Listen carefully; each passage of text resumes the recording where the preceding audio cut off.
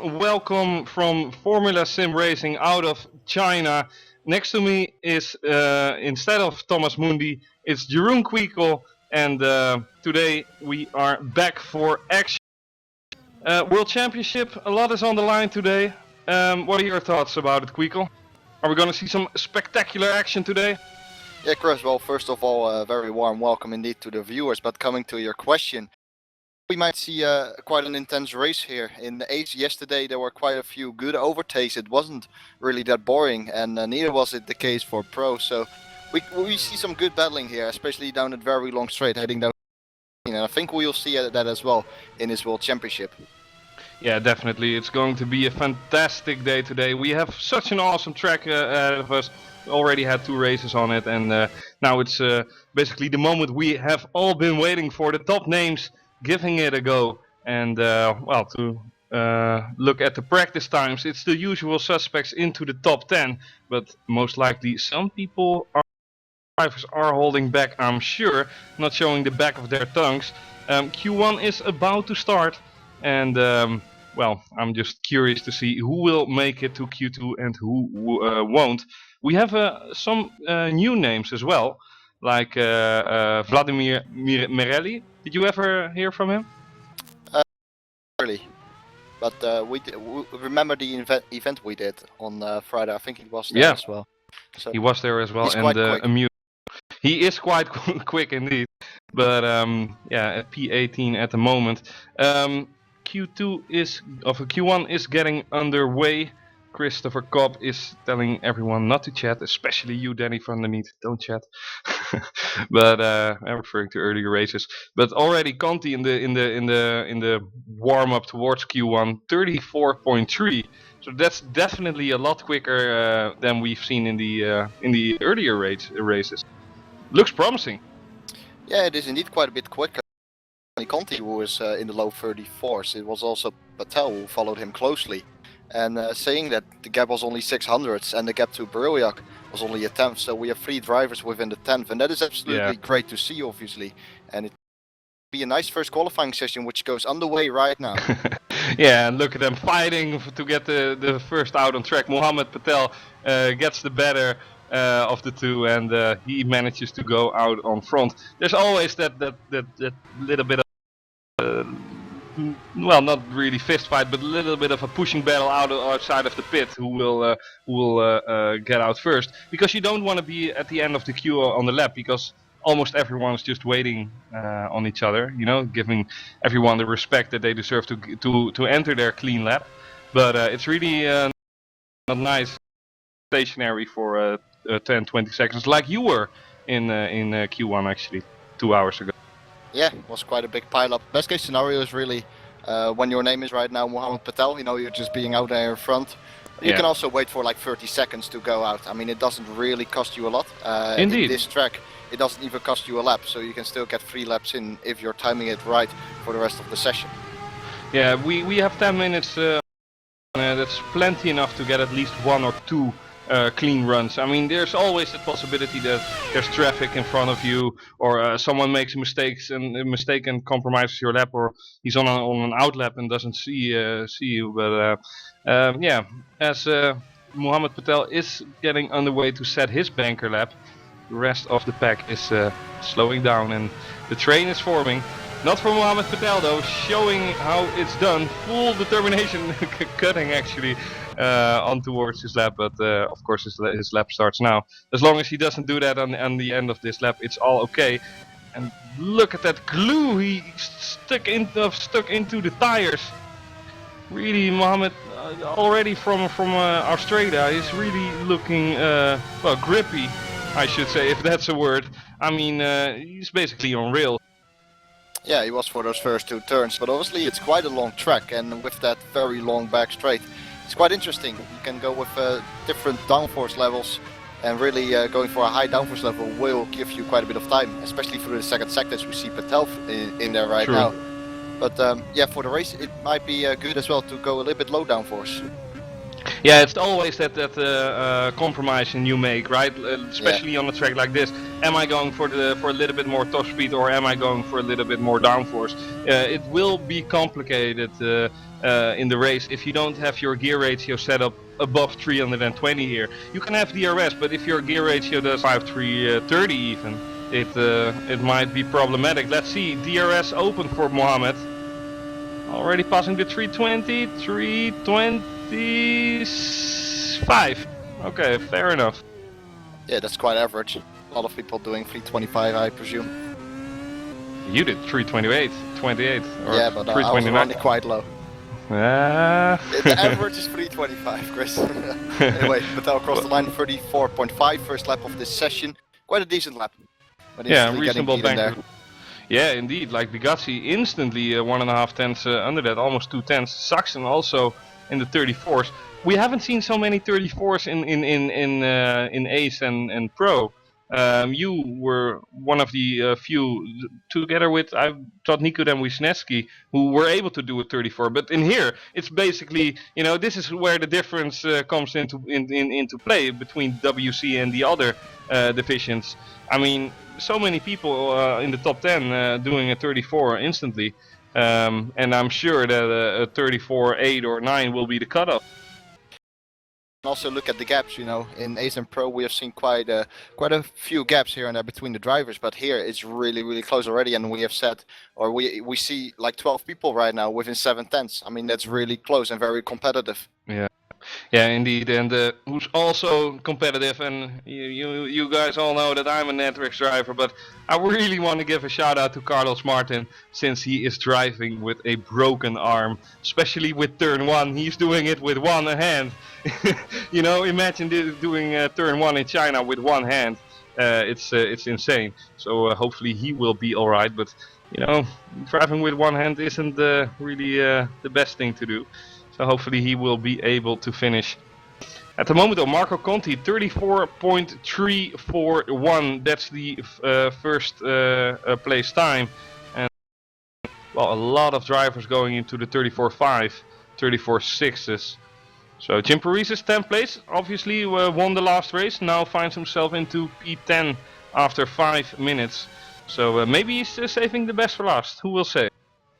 Yeah, who knows? Currently, Jim Paresis is on an out lap. He's in turn 15, going to start his lap soon. But indeed, as you have said, he's in the cutoff point. We still have a few drivers who are yet to set the lap time, and I'm sure they will do so within a few seconds. Paresis coming through the final corner. He will start another lap. Quite clean final corner. And the rest will be wide open. 2 DRS zones here around this track, Chris, and that should allow some overtaking in the races. Yeah, I do have to say that the DRS zone on the start-finish straight is a little bit useless. I mean, you have to put it somewhere, I suppose, but it's not as effective as sort of second DRS zone on the back straight. But yeah, definitely creates a gap for overtaking, that's for sure. I mean, 1.2 kilometer back straight combined with DRS is just equaling a lot of overtakes, I'm sure. Yeah, I absolutely agree with you. A person who is going quick right now, or a driver rather who's quick right now, is Peter Briliak. He's gone purple in the first sector with a 24.9. But actually, I see Peter Briliak has lost it on the exit of turn 10. He did. He goes back into the pit lane, so he was really pushing, but maybe he was going over the limit. He was purple in the first sector as said, but then made that little mistake. Patel in the meantime is also on a lap, I believe. He is doing quite a solid sector times here. Probably quite close to Conti, all depending on this final sector, as he has one more corner to go. Yeah, indeed. I'm curious, I'm almost curious if we're gonna see a 33 here. Not from Patel in this specific lap, although he is doing a 34.2, but I would be amazed if we would see a 33.9 in Q1. Yeah, it's a little bit tricky story, because in the practice, or the grip level is set to like 50%, and it builds up. The grip builds up towards the race, obviously. So there's more and more grip coming, but it's definitely not at 100% grip. So it's indeed hard to do 33s. You can do a 33s while you're not in the server and practicing on the team there server. But it's hard to do it here. Yeah, timing will be crucial. We have 2 minutes and 41 seconds to go until this session ends. So if you have crossed the finish line or start finish line, you're eligible for another lap, obviously. But the question is, who will time it perfectly and enjoy the best grip level on that moment? Thing is though, remarkably close. I mean, 3.5 tenths are separating P1 and P10, or P11 even. So it's so close. If Johnny Simon, for example, finds 1.5 tenths, it will instantly put him on P4. So a lot of these drivers struggling to get every little tenth that they can find. Yeah, very good point. David Greco coming across the line. Goes into 7th, so that's a little bit of an improvement. And as you noticed, I said a little bit of an improvement. This is exactly what Chris was talking about. He instantly goes up to 7th, three places above the cutoff point where he was before, but only with a slight improvement by about a 10th or so. Yeah, you guys in Pro today had an awesome qualifier with 1,000 separating pole position and P2, literally 1,000th of a second. Looking at the time would happen again, since it's obviously it's so remarkably close. Drivers now are starting their last approach and their last dash to the finish line. Marco Conti thinks he's safe with a second place, 34.307. He should be safe. Mohammed Patel, however, isn't taking any risk, and he's gonna do another lap, or maybe just do a Q2 lap as well. Get a little bit of a practice going on. So Carlos Martin on P10 with a 34.590, and well, it's basically a dash to the finish line here. Who can keep it together and who can improve? Certainly being created here. Certainly is. We have a look at Carlos Martin then, about to start his lap into turn 15. One person who needs to improve is obviously Johnny Simon. He just started his lap coming through the first sector. We'll have a look at his sector times. Also having a look at Di Loreto. Currently having not a bad qualifying, but it is all so close. And as you have said, a 10th of an improvement can give you 4 or 5 positions, and that's obviously a lot. Anyway, Johnny Simon, and he did 24.9 first sector. That's a good first sector for him. If he keeps this, if he keeps on going like this, he will put himself up into the top 10. Indeed, and Mohammed Patel already is on P1, but he's the last guy to go as well. Timed it perfectly. Great driving from Patel. And I hear someone went off track. Tried a little bit too hard, don't know who it was. Doesn't matter for the moment as well. A lot of these drivers coming in now. David Greco is actually starting to get a little bit into traffic. And he's in P8, so it would be really nice for him to improve and get a little bit of a safe barrier. Johnny Simon now onto the back straight. He's in P11. Like you said, he has to. He was quicker than Mohammed Patel in the first sector, lost 3 tenths though in the second sector, so maybe going for a lower downforce setup, which he probably is, because he reached over 330 kilometers an hour there. Here comes Di Loreto. Will he do it? He will not do it. And oh my god, he's angry. Will Johnny Simon do it? Keeping the Australian pride high. On P11, he will do it. P6, great job from Johnny. And showing how it's done with serving tension. Yeah. Jim Paris is done. Daniel Brewer is also done in P6. Job from him though. John Eric Saxon crossing the finish line. Now he improves to P4. That puts David Greco on the line. Carlos Martin is going to get it. No, he's he didn't. Oh, he's not. David Greco P10, but he's into traffic. So Greco really being held up here. No way he will improve this lap. I mean, getting catch behind the dirty air. It does have the DRS now, but no, he will not improve. But he's safe for the moment. Kuba Brzezinski improves. Puts Peter Briljak into P5. And that is basically it. If I look at it close. Patel gets into the pit lane, so that's Q1 done. Or here comes Danny van der Niet, pole position? No, joking. Sorry, Danny. But yeah, what a remarkable session. P1 time from Francisco Bagazzi is 34.244. P10 David Greco, only 2 tenths separating them. So the pack is so remarkably close. I mean, a knife's edge. 2 tenths separating P1, P10. Yeah, that's absolutely crazy. I thought Carlos Martin was going to get it. He was definitely up on the banner lap. Probably made a mistake in the final sector. Carlos Martin is really furious with Patrick. He actually says that he must be the most unrespectful driver ever, and how does Patrick dare? And he using some other slander that I wouldn't say on the stream. It's even that You far. said that word in pro, Chris. So Yeah, don't but say that. that guy deserved it. I mean, it's Yeah, action okay. reaction. But yeah, Carlos Martin really furious at Patrick de Wit. Nevertheless, it's David Greco who will start the dance off because he just has to do his outlap right now. We can brabble about other stuff.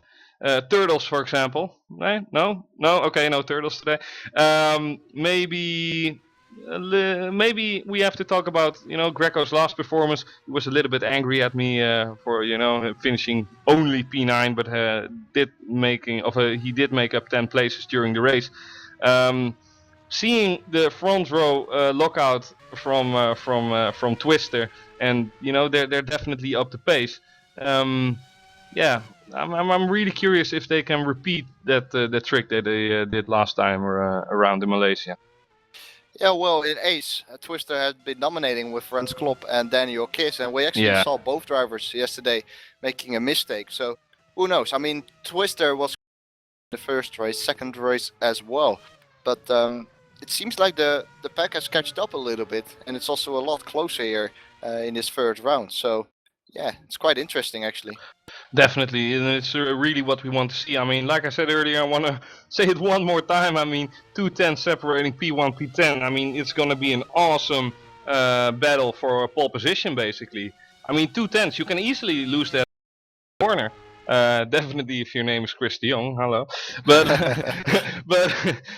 but really it's easy for these drivers as well. If you have a little bit of a lock up and a little bit of a compromising exit, definitely coming onto the back straight, you are easy to lose that.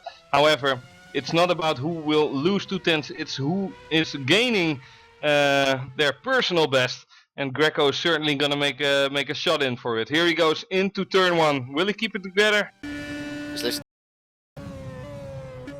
Going down the gears, then goes very wide. Then we'll cut back to the apex here for turn 3. There we go. Nice line. And keeps it going, then gets slowly on the power, build it up. Not the gears yet again for the first sector time. Yeah, he was really eager to put the car straight and get on the power as soon as possible.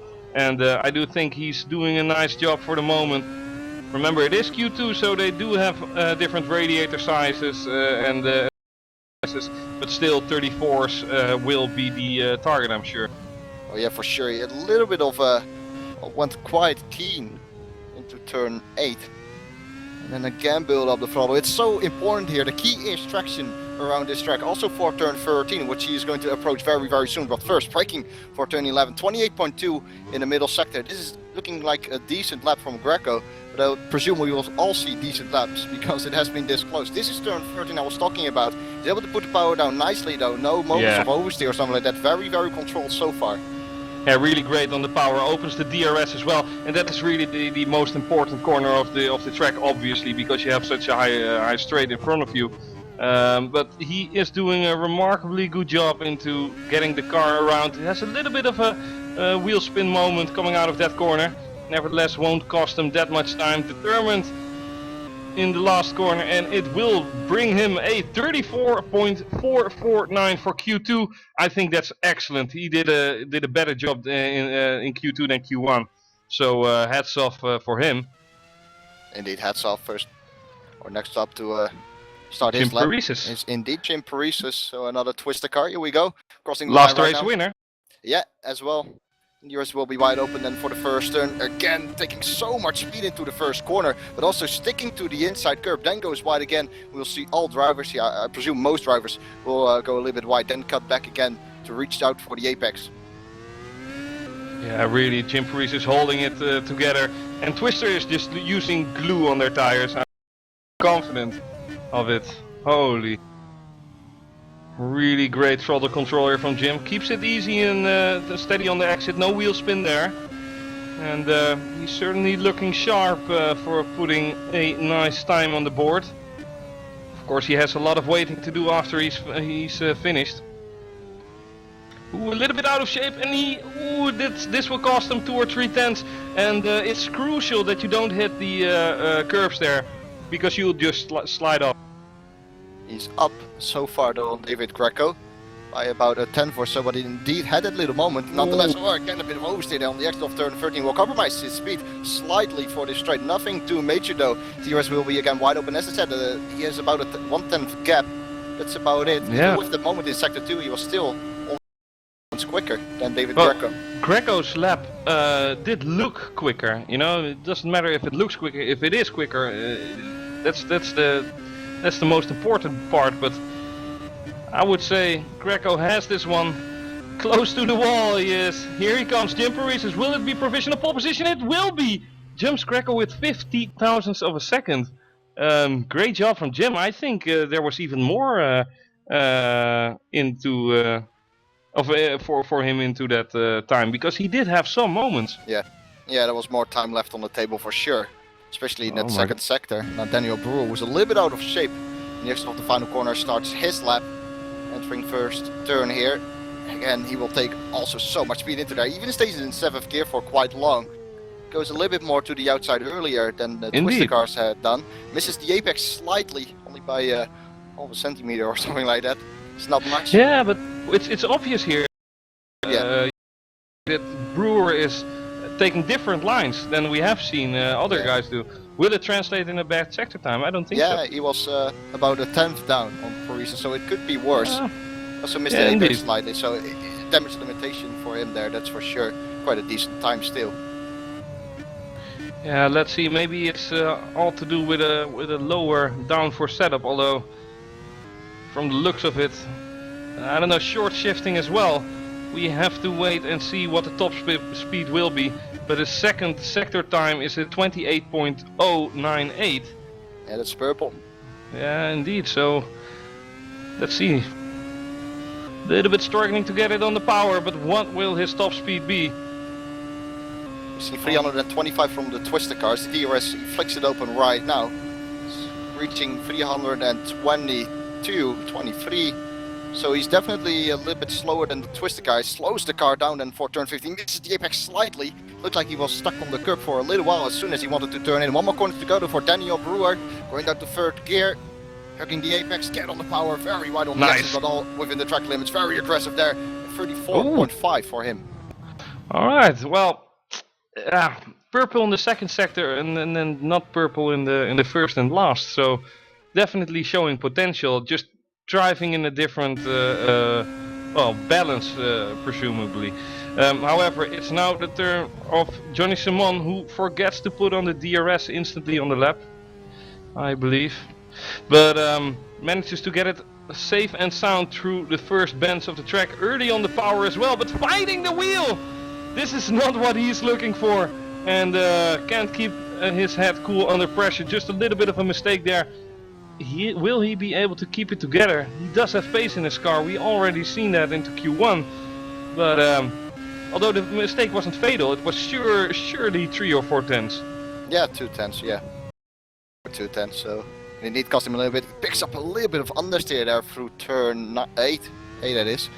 And then again on the power, lots of corrections on the wheel for him. Looks like he's running quite a low rear downforce because the rear end looks kind of twisty. Again, slowing the car down here. Completed the second sector, which was a 28.1, so that's decent. That's more like it actually. It's right on the pace of Paresis and gets on the power. Takes a very tight line there on the exit. Yeah, definitely. He wants to get the clearest line to the finish. He's not opening his DRS. Johnny Simon is not opening his DRS. He's still at 25 kilometers an hour though, which is a lot. Supposed to go down for turn 15, but indeed did not open up his DRS. Derp, derp. One more corner to go. Johnny Simon gets on the power. Oh, very, very wide. Don't know whether that was it within the now he does. Doesn't matter anyway. 34.8 without DRS. Indeed, without DRS. He did have DRS for that 50 or 100 meter to the sprint, but I mean, yeah, no DRS. I mean, I'm speechless. You know, from a driver like me, you would maybe expect it, but definitely not here. Nevertheless, mistakes can happen. Maybe he pressed a little bit too early and he was thinking it was Yeah. on. Nevertheless, it sucks in his turn to prove what he is capable of. Obviously a very experienced driver, and well, looking forward for classification here. Let's see what his first sector time will be. 25.1. Not bad. Went Not a bad little bit indeed. wide on the apex of turn 2. So that's not bad considering that he went a little bit wide. Now enters the second sector. This is flat out. Listen to the engine. And again going down the gears. Down to third. Goes indeed to third. Some drivers will keep it in fourth there depending on the gearing. You can go with quite a different gearing around this track compared to your opponents. That also has to do with this very long straight and setting up that 7th gear. All to do with top speed, of course, but if you lose all the time in the first and second sector, then it's obviously not worth it. It's always making compromises. However, Jon-Erik Saxon here, what will his top speed be? Reaching up there, but yeah, it's not Twister's top speed. Indeed, 3 kilometers an hour short. But it's not only that 3 kilometers an hour; it's reaching the top speed as well, which is, you know, a constant, continuously improvement. But nevertheless, what will Jon-Erik Saxon? It will bring him P4. So 6,000 short of Daniel Brewer's time, but in the end, a reasonable lap to look back upon. Peter Briljak, who just messaged me that his personal best in Q2 was 33 point cheat, I would say, but definitely he says a 33. He says don't expect anything. Obviously the grip levels here are different than on someone's private server. So let's just open this let's just start this lap with all clear expectations here. Does keep the cars nice and steady here. And also a glue setup from Briljak here. Does wiggle a little bit on the exit there. Didn't lose him too much. His first sector time, however. 24.960, definitely up there. Yeah, definitely up there. It's even it's only a 100th of a second slower than Paris's, but Jim Paris's hasn't had the best second sector. We've seen quite a few drivers going faster than him in the second sector, and Briljak so far looking very tidy here as he enters turn 9. Get on the power then for turn 10, almost touching that curb. Yeah, if you touch that curb, that's really the worst place to touch a curb on this track, believe me. Goes slightly quicker than Paris's. They are about equal right here. Now turn 13, get on the power here. He's much cleaner. He's much cleaner than Paris's. This should be it. It's go speed. What the hell? It's Twister versus a Twister car. So I don't see any reason why he shouldn't be up to 325 mark. Well, he's just nibbling on the 326 even, and finds himself a sweet braking point. Also a sweet exit. However, last corner of the track for provisional pole position it should be, because this is really a flawless lap. Peter Briljak here, not doing it 50,000 shy of Jim Paris's. Well, that basically looked like a flawless lap. And he also had a much better exit onto the main straight. Nevertheless, it didn't translate into a better time. Yep, next up is Kuba Brzezinski.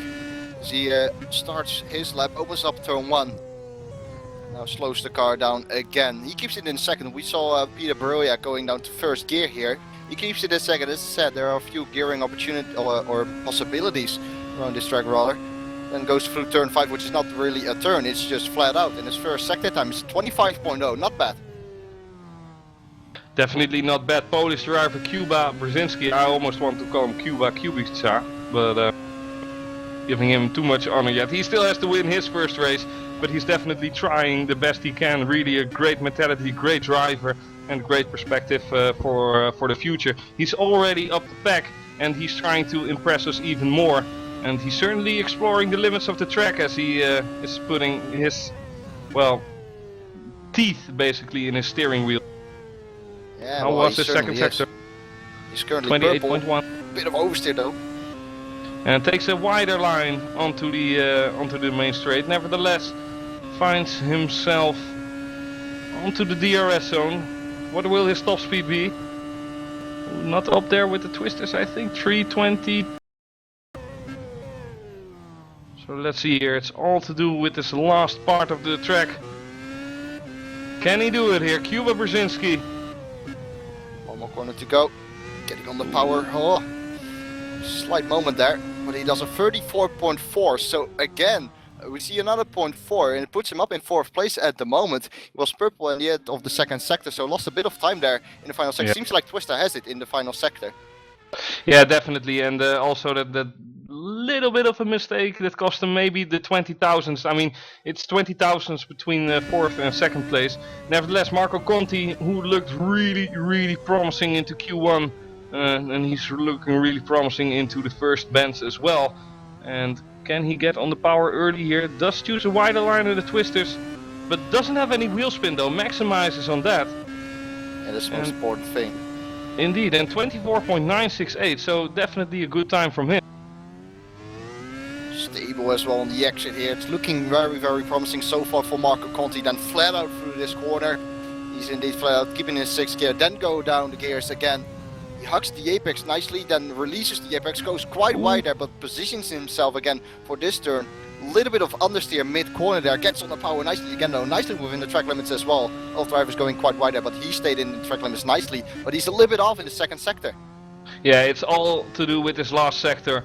He was almost a 10th down and a 10th up in the 1st and 2nd sector. So if he can get a 10th down here again, he will take provisional pole position. Nevertheless, like you pointed out earlier, Kweekel, the twisters look remarkably strong in the last sector. 326 for him though. 6, yep. Slowing it down. So he's just a little bit quicker than Jim Paresis down that main straight. Puts the power down nicely. Then one more corner to go for Marco Conti. He's about a 10th down the near of the 2nd sector. It's all about his final corner as well. Flies through there. Nice. It's wide open for him. Here we go. Will this be professional pole position? No, it is not. Marco Conti, the colleague at Codemasters with David Greco, is not ruining the pole position party of Twister at the moment. He's only, well, a blink of an eye short of Jim Paresis, and it's now the turn of Mohammed Patel. Eager to show Jim Paresis how it's done. Takes a wide line and misses a little bit out on the apex. Did you see it? Yeah, I saw it. It's only not a lot at all. But he does put the power down nicely though on the exit, which wasn't too bad. Probably a 0.0, something like that. Hopefully, yep, 25-0. So, didn't lose too much there. Mohammed Patel, if he keeps it together, takes a lot of curb there. Yeah, don't really want to do that. It can sometimes spin you out, so you really need to be careful on that curb. Yeah. Well, he's keeping it together here. And let's see what he makes out of this. Oh, carries a lot of speed into there. Doesn't touch the curb either. Nice, solid really exit. Well, sublime drive. Exactly. How will the 2nd sector will turn out? Oh, he's a little bit off there. So, yeah, but it's only 50 thousandths of a second. So he really has to do a perfect sector 3 here in order to make life hard for Jim. But it's definitely a lap, well, I wouldn't say up to the top 5. It's all so close. I mean, 60 thousandths of a second between 1 and 5th. I mean, where will Mohammed Patel fit in? We will know shortly enough. Will he do it, Jeroen? It's hard to tell. It all depends on this final sector. One more corner to go. He also reached 325. Looks like another average sector, I would say. He was very quick there, but I don't think it will be the pole. Ooh. No, but only by 13 thousandths of a second. Well, it's incredibly close. It is incredibly close. Good final sector though. Yeah, really good final sector. So it is possible to beat that final sector, and I'm sure Francesco Bigazzi is trying really hard. So Jim Paresis is secured of 2nd place, but will it be a glorious pole position for the last Grand Prix winner, the Grand Prix winner from last race? He is like, okay, I've won a race now. He must feel confident. Why shouldn't he be? Francesco though, 25.088, up to par with Jim Paresis, or well, 1/10 shy actually, but he has all the room to make up for it in the 2nd and 3rd sector. Let's have a look how he does then through the 2nd sector, down the gears again, hugs the apex. Let's see whether he goes wide on the exit. No, he doesn't. He keeps on the inside and opens up this corner a little bit more, touches the curb, gets on the power, listen. well, nicely on the power, no problems for him there. So look at the second sector time, 28.1, slightly up on Jim Paris's. Oh, but he had the second step with the wheel there.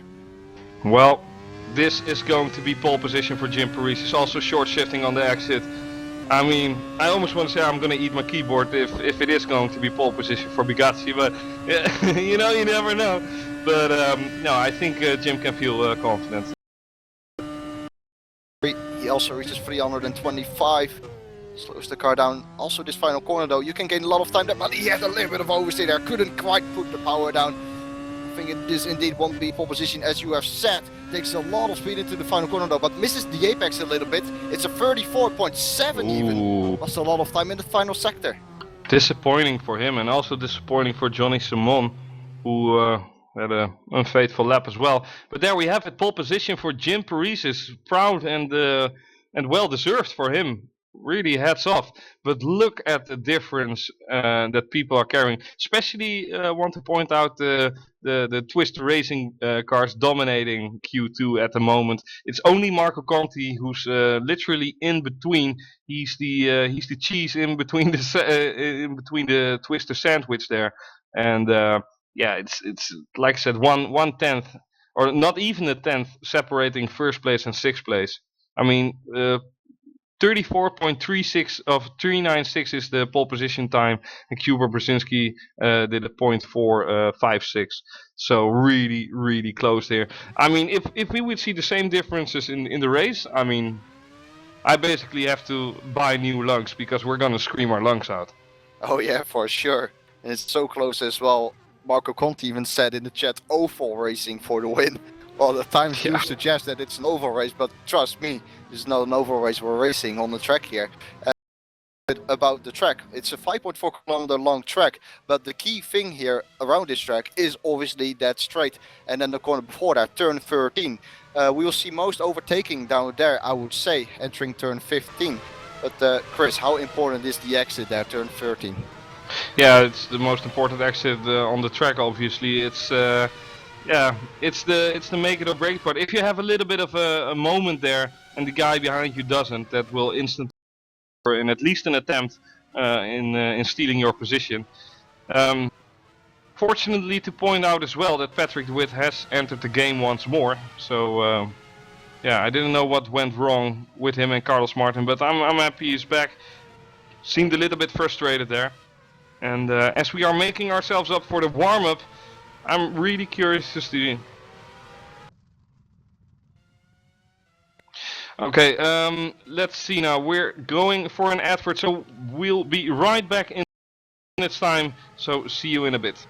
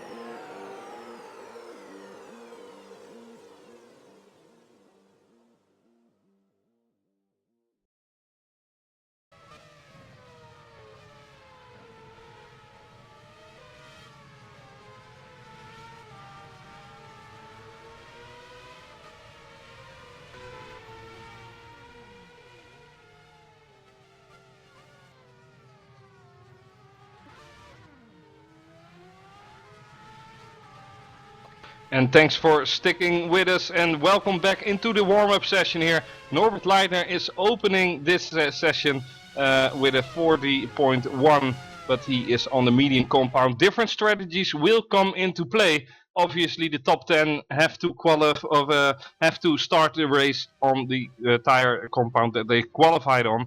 But behind that, there, in terms of a strategical point of view, Jeroen. Yeah, for sure. We see Carlos Martin as well on the medium tire, going to complete a lap right now. He actually did a pit stop on that, so it didn't count. But as you said, you can go with a few different strategies here as well. The tire, or the differences in the tire, or between the compounds, isn't as big, in my opinion, as we have seen in mainly Malaysia. It really was a very big difference.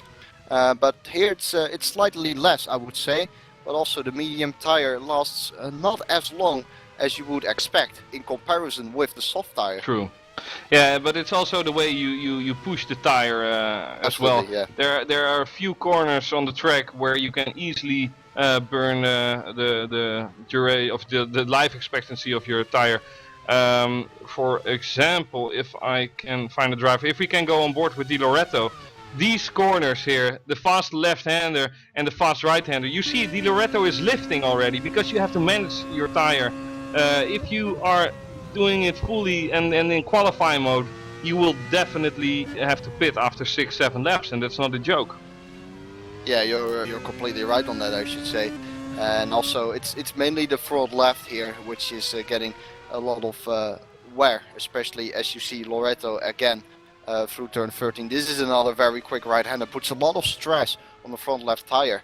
But also you need to pay attention to those rear tires. As we have said, there are key points around this track in terms of traction. For example, the exit of turn 4 in the first sector, but then mainly, of course, as well turn 13. You need very good traction there. And towards the end of your stint, as your rear tires start to degrade, you need to manage them as well. Otherwise, you won't be able to put the power down as much as your opponent, for example. And it can cost you a few tenths while defending or attacking.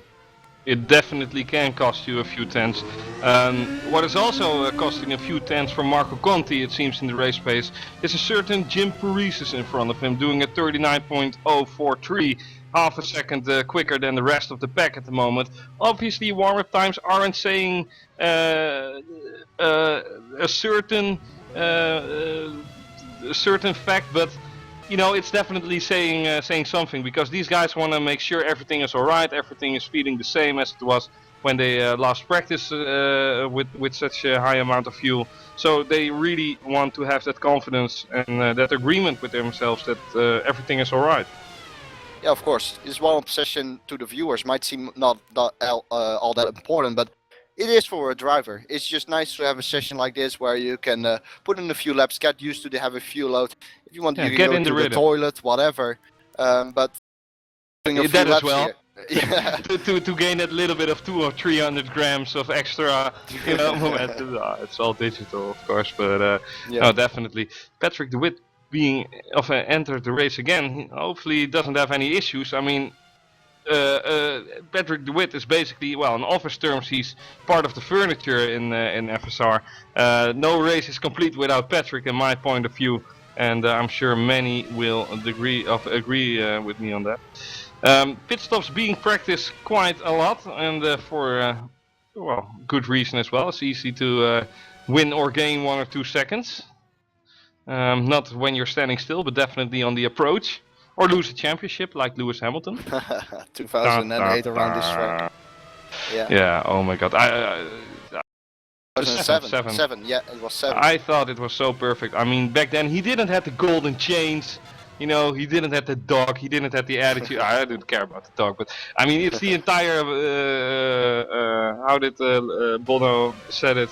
It's the entire playboy attitude he has now. Back then he was so pure. And also with his driving, I mean, to see a rookie beat Alonso, I mean, it's insane. Yeah, I absolutely agree on that. And then his first DNF in the entire season is in the pit box here, and then he still spoils it in Brazil by messing up. Not a big Lewis Hamilton fan here, more of a Vettel guy. I mean, I see your flames in the commentary in the meantime, but I just think Vettel is a great driver. What's your personal favorite, Jeroen? Oh man, I've got to go with Alonso, to be honest. Yeah, he's a nice driver, really nice. I like him. I like him a lot. But it is mainly because of the fact that I am a Ferrari fanboy as well. So there comes that from. But even when he leaves Ferrari, I still, wish him the best, and he has done a great job. So yeah, he's really the one. Vettel will do a better job at Ferrari. Yeah, perhaps. I'm on thin ice here. I can already hear the people in the chat going. You didn't ask me who was the best driver. You asked me which do you like most. So I went with Alonso. Yeah, everyone knows Vettel is the best driver, right? I should really be, but no, but yeah, he did have a sublime car, but he did get well, basically effed in the A by Ricciardo last year, so. True. Yeah, Ricciardo winning 2-3 races, Vettel not scoring any points whatsoever. However, who is going to score some points this race? Certainly the pack has hustled up a little bit in warm-up. Many drivers on other strategies, but the pack is, well, remarkably close. It's just a little bit shaken up. Yeah, Kweekel putting himself up there now as well. Yeah, and some drivers don't want to go out on track or don't want to show the back of their tongue or just want to spend this time into practicing pit stops. And well, glad to see Patrick de Witt out on track again. He's going to start on the medium compound. So is Blair Disley. Johnny Simon, no, you cannot start on the medium compound. You qualified on soft. So yeah, I'm really eager to see what's going to happen at the start of the race. Lies with Paris, after Malaysia as well, and also here looking very strong. But as you have said, the gaps are really close, and a tiny mistake could have huge consequences. And with this huge straight and also a DRS zone being there, if you can stick with the car ahead of you for the first couple of laps, keep it within a second so that you are in the DRS window, then it might be okay to stick with the car ahead of you and perhaps undercut him if you cannot get past, and do something else strategic wise in order to get past. Well, Kweekel, you do a nice dance for the crowd. I'll be right back in 20 seconds. I'll do a nice dance. Right, so warm-up session finished. Getting ready for the race here. 56 lap long race. We see Jim Paris then the Twister car on pole position, being followed by another Twister car, Mohammed Patel Twister again, looking very strong. But the gap being close to the other drivers. Let's have a look what Twister can do, but also what the competitors can do. We see Conti there in third as the main competitor, but as I said, it's also close in qualifying. And will it also translate into the race? That's the question, because obviously you're running higher fuel loads. It also does make quite a difference. Who won the race? Well, no, okay, catching you off guard there. No, Patrick did. Oh, Patrick de Witt, his his second race. He won a race in his debut year, actually, in 2007. He won the Turkish Grand Prix in 2007. That makes you feel really old. 8 years ago. Patrick. Yeah, really nice. Like that are still there. Blair Disley the same. I mean, he was showing rather competitive in the first 2 races. He I wouldn't say he slacked off a little bit. The margins were so close, and well, that's really nice to see. What's also nice to see is that David Greco cannot give team orders to Paris and Patel because he's busy driving. So, it would be nice if they're all on team speak and Greco's like, let me pass, so you're fired. No, but no, Twister is really looking like Mercedes in Formula 1. Yeah, I agree, but let's not speak too soon. 56 lap long race, high fuel levels, over 200 liters, it's what the cars are carrying here. But I completely agree with them, lies with them.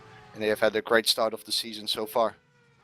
Indeed, and well, it's going to be a hell of a day today. I mean, we got 56 laps right in front of us, plus this cool down lap can't really call it a warm-up lap, especially not for the pole sitter, because his tire temperature will have dropped off quite severely. The only real thing that you have to make sure of is that your brakes are really up to temperature, so you don't get any freaking lockups during turn 1. So yeah, as the pack is making their way onto the back straight right now, at least Jim Paresis is. Everyone's looking calm and reserved and ready for what's coming, and I hope we are ready for what's coming to us, because I mean, I don't want to hype it too big, but I think we're gonna see awesome battles between Twister. Yeah, I'm certainly ready for this race, and indeed we might see some awesome medals here. It's been looking quite close in the other divisions as well, but in the World Championship it seems even closer, with all the drivers being so competitive. Right now getting himself ready, slowing it down a little bit, backing the pack up here so he doesn't have to be stationary so long while he is waiting for those lights to come on, and the heartbeat right now is rising, obviously. And why shouldn't it? It's going to be a hell of a race. The Formula Sim Racing, or the Thrustmaster Formula Sim Racing World Championship race is about to start, the 3rd race of the season, and the stakes are high as well. So everyone making their way on towards the yellow lines, which you cannot overshoot. You get permabanned instantly. So here we go. It's ready for Marek, waiting for Marek Godek. He had a back of the grid penalty and he lights himself up right now. And so we're all ready for this race to go. Indeed. So Jim Paresis is looking for the best start, but Mohammed Patel looking to jump him. We will find out who will have the better start when the lights are out and they're off. Here we go. Jim Paresis making a clean start. Poor start from Paresis. He gets passed instantly by Mohammed Patel as the drivers head down into turn 1. Few engines smoking, and Paresis getting passed again, or as well by Conti around the outside. Conti will have the inside line as well. I think Paresis is down to 3rd. Well, Conti does have the inside line right now, but Jim tries every rule in the book to squeeze him, but it's not enough. He lost out tremendously, and Mohammed Patel is actually smoking a little bit. Short shifting for him should be the case. Well, Jim Paresis is instantly diving up towards the gap. Conti isn't giving him much of space, but enough for him to get around. Great defending from him. And Patel still smoking here like a true Dutch guy. Yeah, but so far, most importantly, quite a clean start. No incidents so far, but indeed contact there. Greco and Briljak made a little bit of contact, a little bit of a miscommunication there, and Briljak has to bow for Greco at this moment, and he has to make sure that Kuba Brzezinski isn't taking a place away from him. But I'm happy to say that every driver made it through, and apart from a little bit of there's no severe contacts. Indeed, I absolutely agree with you. Every single car went through that cleanly. It's great to see that, and Patel instantly creating a gap to Marco Conti, and Jim Paresis then dropping 2 places on the start. Currently he needs to make up for that as best as he can, obviously. Briljak on Greco, without DRS. Greco is going defensive, Briljak is going for the outside. So Greco has this racing line. Behind that there's people struggling as well. Briljak braking very late, they make contact again!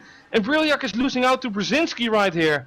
Because of that contact, really a bit of a racing incident there. Yeah, it does leave Briljak with a shed a tear for leaving P5 and getting it to Kuba Brzezinski. And however, the pack is really close together behind that. Yeah, we've seen an incident between Johnny Simon and Patrick de Wit. Patrick de Wit down in last place, Johnny Simon in second to last place.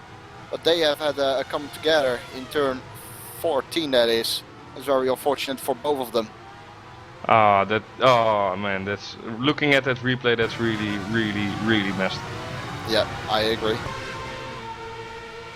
Patrick de Wit spun. Patrick de Wit spun now on the exit, and he's done. Patrick de Wit is done. That's really for him. Race over, weekend over as well. Not the best of weekends, and he's just clearly done with this.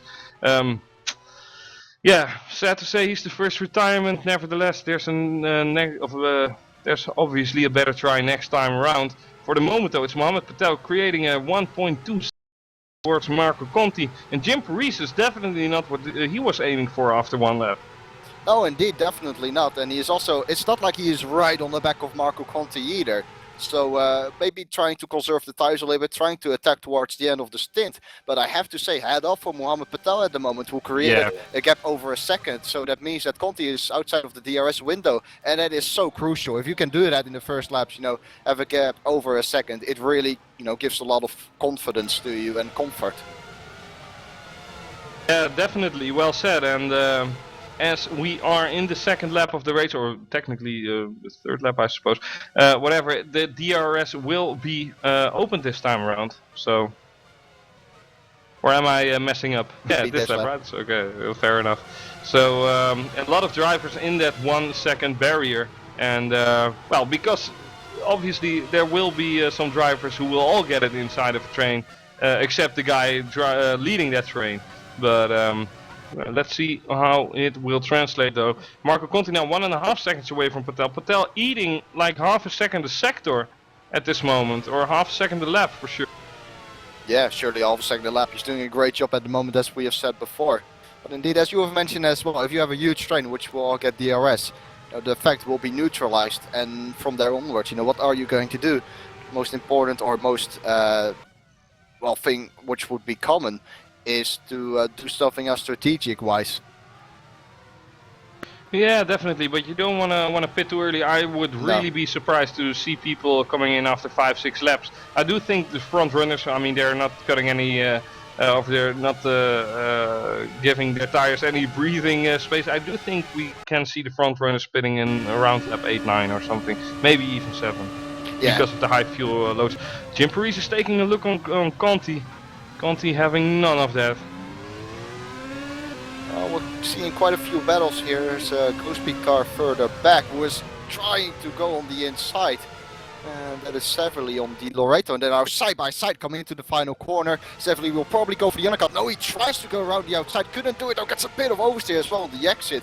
US again open for the Speed car though. But Loreto seems to be a little bit too far in front at the moment. Any other battles?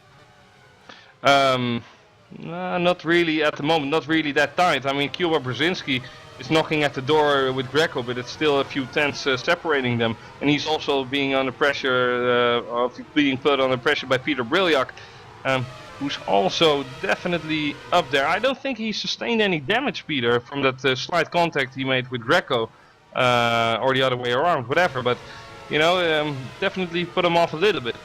Yeah, certainly, it certainly did. Yeah. Gap to Patel and Conti is still on half seconds, and seems to be leveling off a little bit. Yeah, Parise is going for it, huh? In a second. Yeah, Parise is going for it in the DRS zone. He tries to outbrake Conti here. Does that, well, rather successfully. Does get the DRS, and Conti in front of him doesn't. Does have a little bit of a wiggle on the exit, Conti. This must give Jim Parise's hope. I wouldn't say that the gap is too big. Well, it is big, but it's a twisted top speed that can make every little bit of distance. You can see him climbing here. He's taking a look, but it's only a look. The gap is too big, but well, Conti definitely forced to look into his mirrors. Oh yeah, he definitely is. But also pay attention to the speed of Conti now. He's coming up to speed and closing the gap again to Patel. Visually, you can see it's a little bit closer. The gap is now 1.3 seconds, so 2 tenths gained on that lap. Did Marco Conti or Mohamed Patel, and that is good to see, obviously, for all the spectators. Yeah, definitely. I mean, you're all watching because you want to see the best online racing, of the best online racing that online racing has to offer, right? So you're at the right place and at the right time as well, because the race has just started. We're not even past the 10% point, and the pack is still so close together. Well, the first 11 or 12 places all within 10 seconds, so a lot of things can happen as we are climbing towards the first pit stop window in about 3 or 4 laps time. Yeah, pit window should indeed open in about 3 laps time, but what's interesting at the moment is that we see so many battles, but yeah, you need to be about 4 tenths behind the car in front of you and then open up the DRS in order to make a pass. But it's quite difficult to do that with the middle sector. You lose quite a bit of time there picking up the dirty air. It's even worse on the heavy fuel loads as well. So we might see some more overtaking towards the end of the race. But for now it's all pretty calm and stable. But I doubt it will be the same for the whole race. Yeah, indeed, and everyone is just tasting about what the others are doing, and I don't think there's anyone who really wants to overdo it. Not even Patel, who is climbing away. But I mean, it seems like he found his slot as well. And why overdo it if you're in the lead? Yeah, exactly. It's better to keep it cool as well. Make sure you Yeah. look after your tires. That is so important as well, especially with this R Factor 2 game. With R Factor 1, we saw so many drivers locking up the whole time, but you cannot do that here, can you? Oh no, definitely not. R Factor 1 was a luxurious place with that on that aspect. I mean, in RF2 it's much more realistic in terms of flat spots. RF1 wasn't bad, but I mean it's just a big step or maybe even a jump forward with RF2, and well, it does mean that the racing gets even closer and closer because the window or gap, whatever, that you have in order to reach the full potential of the car decreases. So and it translates in awesome racing here. People really have to use their head and really have to rely on tactical points of view as well as talent. But tactical decisions are definitely key to winning seconds. Yeah, well said. I completely agree with you there. We've had a second retirement of today. It was Alexei Kweekel who was driving without a rear wing. So that is our second retirement, unfortunately. But it could have been worse. 2 retirements after 5 laps. That is not too bad. But could be as good as well for the back straight, right? No rear wing, reaching 360 there. You could try it, but I doubt it will work in the rest of the circuit. Yeah, indeed. So Jim Paris is still slotting on after behind Marco Conti. And there goes Kuba Brzezinski challenging Peter Briljak and doing so successfully. He has the inside line, but the better exit is for Peter Briljak. Here both we go. Yeah, both have DRS, so here we go. Kuba Brzezinski on the inside, Briljak on the outside. If Kuba leaves it there, it will be no problem, and indeed it isn't. Kuba knows how to defend, and he did that out of the book and very successful. Yeah, it was just about enough. I mean, Peter certainly tried to go around the outside, couldn't do it though. Different lines there by Kuba on the exit. He cut it back more towards the apex and tried to staple the car on the exit, but certainly Peter currently trying to challenge Kuba here, and he is quite close to the Polish guy. It's even Peter. Peter, yes it is. Yeah. Peter Briljak. Oh no, an accident has occurred with Norbert Leitner. Let's see what he did. He cocked up basically, so not taking any prisoners there except himself. Actually shaking his head in the pit. Really funny. But nevertheless, he is our third retirement of this day. But fortunately no weird crashes, no debris on the track, no nothing. And the leaders of this race are still in a league of their own. I mean, a lot of these drivers just like him, Mohamed Patel, Conti, Paris, they're not gaining, they're not losing anything of each other. They're just driving in their own zone, and they are seemingly waiting for the others to make a mistake or a move in terms of a pit stop or pushing it. Yeah, you're right there. But the retirement of Leitner, he spun on the exit of turn 4. And that's something we might be seeing a little bit more. You know, those rear tires going off. I said it before. It's really hard to put the power down when you have worn out tires. So drivers need to keep their head right now cool. Make sure those rear tires are cool as well. And then you can put the power down a little bit easier. If you overcook the rear tires, then you have a big problem around this track. Yeah, indeed. Marco Conti now 1.6 seconds shy of Patel. Or not shy, but he's behind. Oh, decreases the gap to 1.5 again. And behind that, it's all within 6-7 seconds. So the top 10 still within 10 seconds of each other. Yeah, not too much battling going on at the moment though. Actually, the biggest battle is going on outside the top 10 with Severly and Loreto being battling the whole time. But even there, it all calmed down a little bit. So we're waiting really for it to heat up again, and maybe in order to make it heat up, Marco Conti tries to or needs to try to close the gap to Patel. But still, we see a lot of drivers within a second of each other and not being able to overtake. Really is waiting for a mistake. sad, I feel a little bit sad for Johnny Simon, who didn't have the best of qualifies. He did manage to get clearly into Q2 with a 4th or 5th spot, but then he messed up his Q2 lap, and then he had a little bit of a racing accident with Patrick, which compromised his race. But the sad part is that it's like 4 o'clock in the night now in Australia. Yeah, correct. So he stayed awake for like 4 or 5 hours testing and doing commentary 2 or 3 hours ago. Now he has to race for himself, and it's instantly going bad. He's 25 seconds down the order in P18 at the moment, and finds himself behind Sander Callas, who also looked promising. John Eric Saxon is in the pit at the moment, so he will be the first to pit after 8 laps from the front runners at least. So let's see where he switches on to. Will he go to the medium compound? No, he won't. He will go back out with a fresh set of soft tires. So John Eric Saxon being the first one to pit. Dejan Kostadinov in the meantime also in the pit lane. And nothing too interesting going out on the track. But at the moment, David Greco is in 4th place, but he is being chased down by our Polish driver Kuba Brzezinski. And remember that Peter is still behind that as well. But Kuba at the moment showing better pace than David Greco, I think. Yeah, indeed he is, but he is having his pit light on. So does David Greco, by the way. The leaders of the race are not. Oh yeah, Mohammed Patel just did. So let's see, it would be interesting to see if he would go right away or in 1 lap time. I mean, it's his call basically. But no pit lights on for Conti and Parise, so they're aiming for another lap in. I think we can expect Patel, Greco, Brzezinski in. Yeah, David Greco has to go defensive for Brzezinski. No, Brzezinski braking really late for turn 14. Tries to go around the outside, but David Greco had the inside line there. And has a little bit of oversteer on the exit. Let's see, these guys should all be pitting. Kuba does, and so does Greco. Yeah, look at Cuba there. He definitely had to brake because he thought, well, Greco is obviously turning to the left, but he didn't know that Greco was going into the pit as well. So he already braked, and Greco was like, haha, I already, I go straight as well. Yeah. So pit stop battle going on there as Patel pits as well, comes out back on track with the soft compound. Same for Cuba and same for Greco. So all these guys try to be on the tire that's best, and that's for the moment the soft one. Yeah, Peter Bruick stayed out though. He was the guy who stayed out, so going for a little bit longer or deeper into this stint.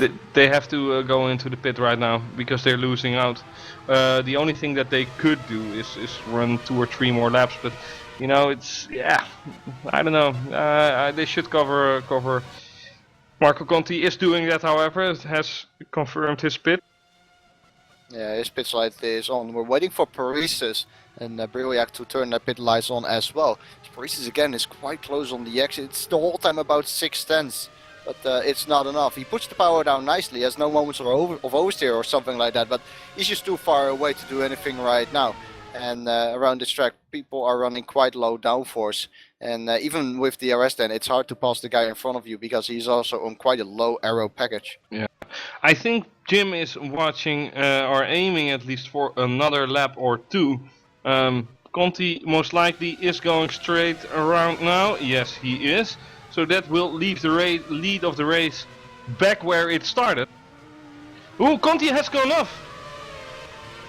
Overshoots the pit entry slightly. Oh, he did a Hamilton. He did a Hamilton.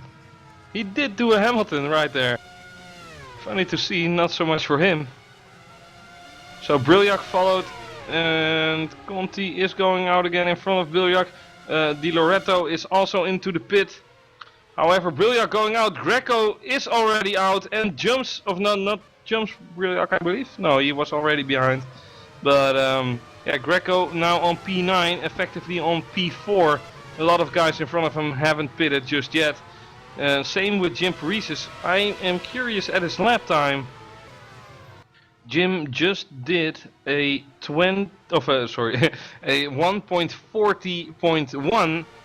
So let's see what the other guys on the fresher tires like Greco and stuff can do. He doesn't have his pit light on still, Parise, so nope. He's trying to go deeper into the stint, or will he activate it on this long straight? A bit of oversteer there on the exit, nothing too major though. Old ancient Greek strategies. Okay, pit light is on. Pit light is on for Jim Friese, so he is going to pit in this lap. Indeed he is. However, the damage might already have been done doing a 40.1 as a last lap. Greco is a little bit stuck behind Conti, not really stuck in a way like you're holding me up, but definitely tasting the dirty air. Brilliak though behind Greco and Brzezinski behind that. Well, this might leave a little bit of space to Johnny Simon in order to catch up because he's on the medium compound. He hasn't given up, Johnny. He hasn't given up. So three drivers in the pit: Jim Paresis, Daniel Brewer, and Francesco Bigazzi. Ooh, that was close. I hope we catch that because oh my God, there's no real rule here, you know, that like we have in real Formula 1 with the exiting pits, but. Yeah, nevertheless, Jim Paresis made it out in front of Conti, be it barely, and obviously Jim has the advantage now with fresher tires, and it's 2 laps, so it's relatively considerable, because the newness of the tires of Conti and Greco and Brilliak and Cuba, whatever, are already gone, and you know, Jim is just starting his stint now, so that's confidence right there. Interesting battle though for 5th place with Jim Paresis leading quite a big train. All these drivers are quite close to each other. It might be you know, heating up a little bit more towards the end of the race as well. That would be amazing. But after these pit stops, we see drivers currently being quite close to each other. With the straight coming up here, we might see some overtaking as well. We see some drivers going right now. Yeah. Patel's gone, man. I mean, 5 seconds he pulled out, and Disley is now holding up.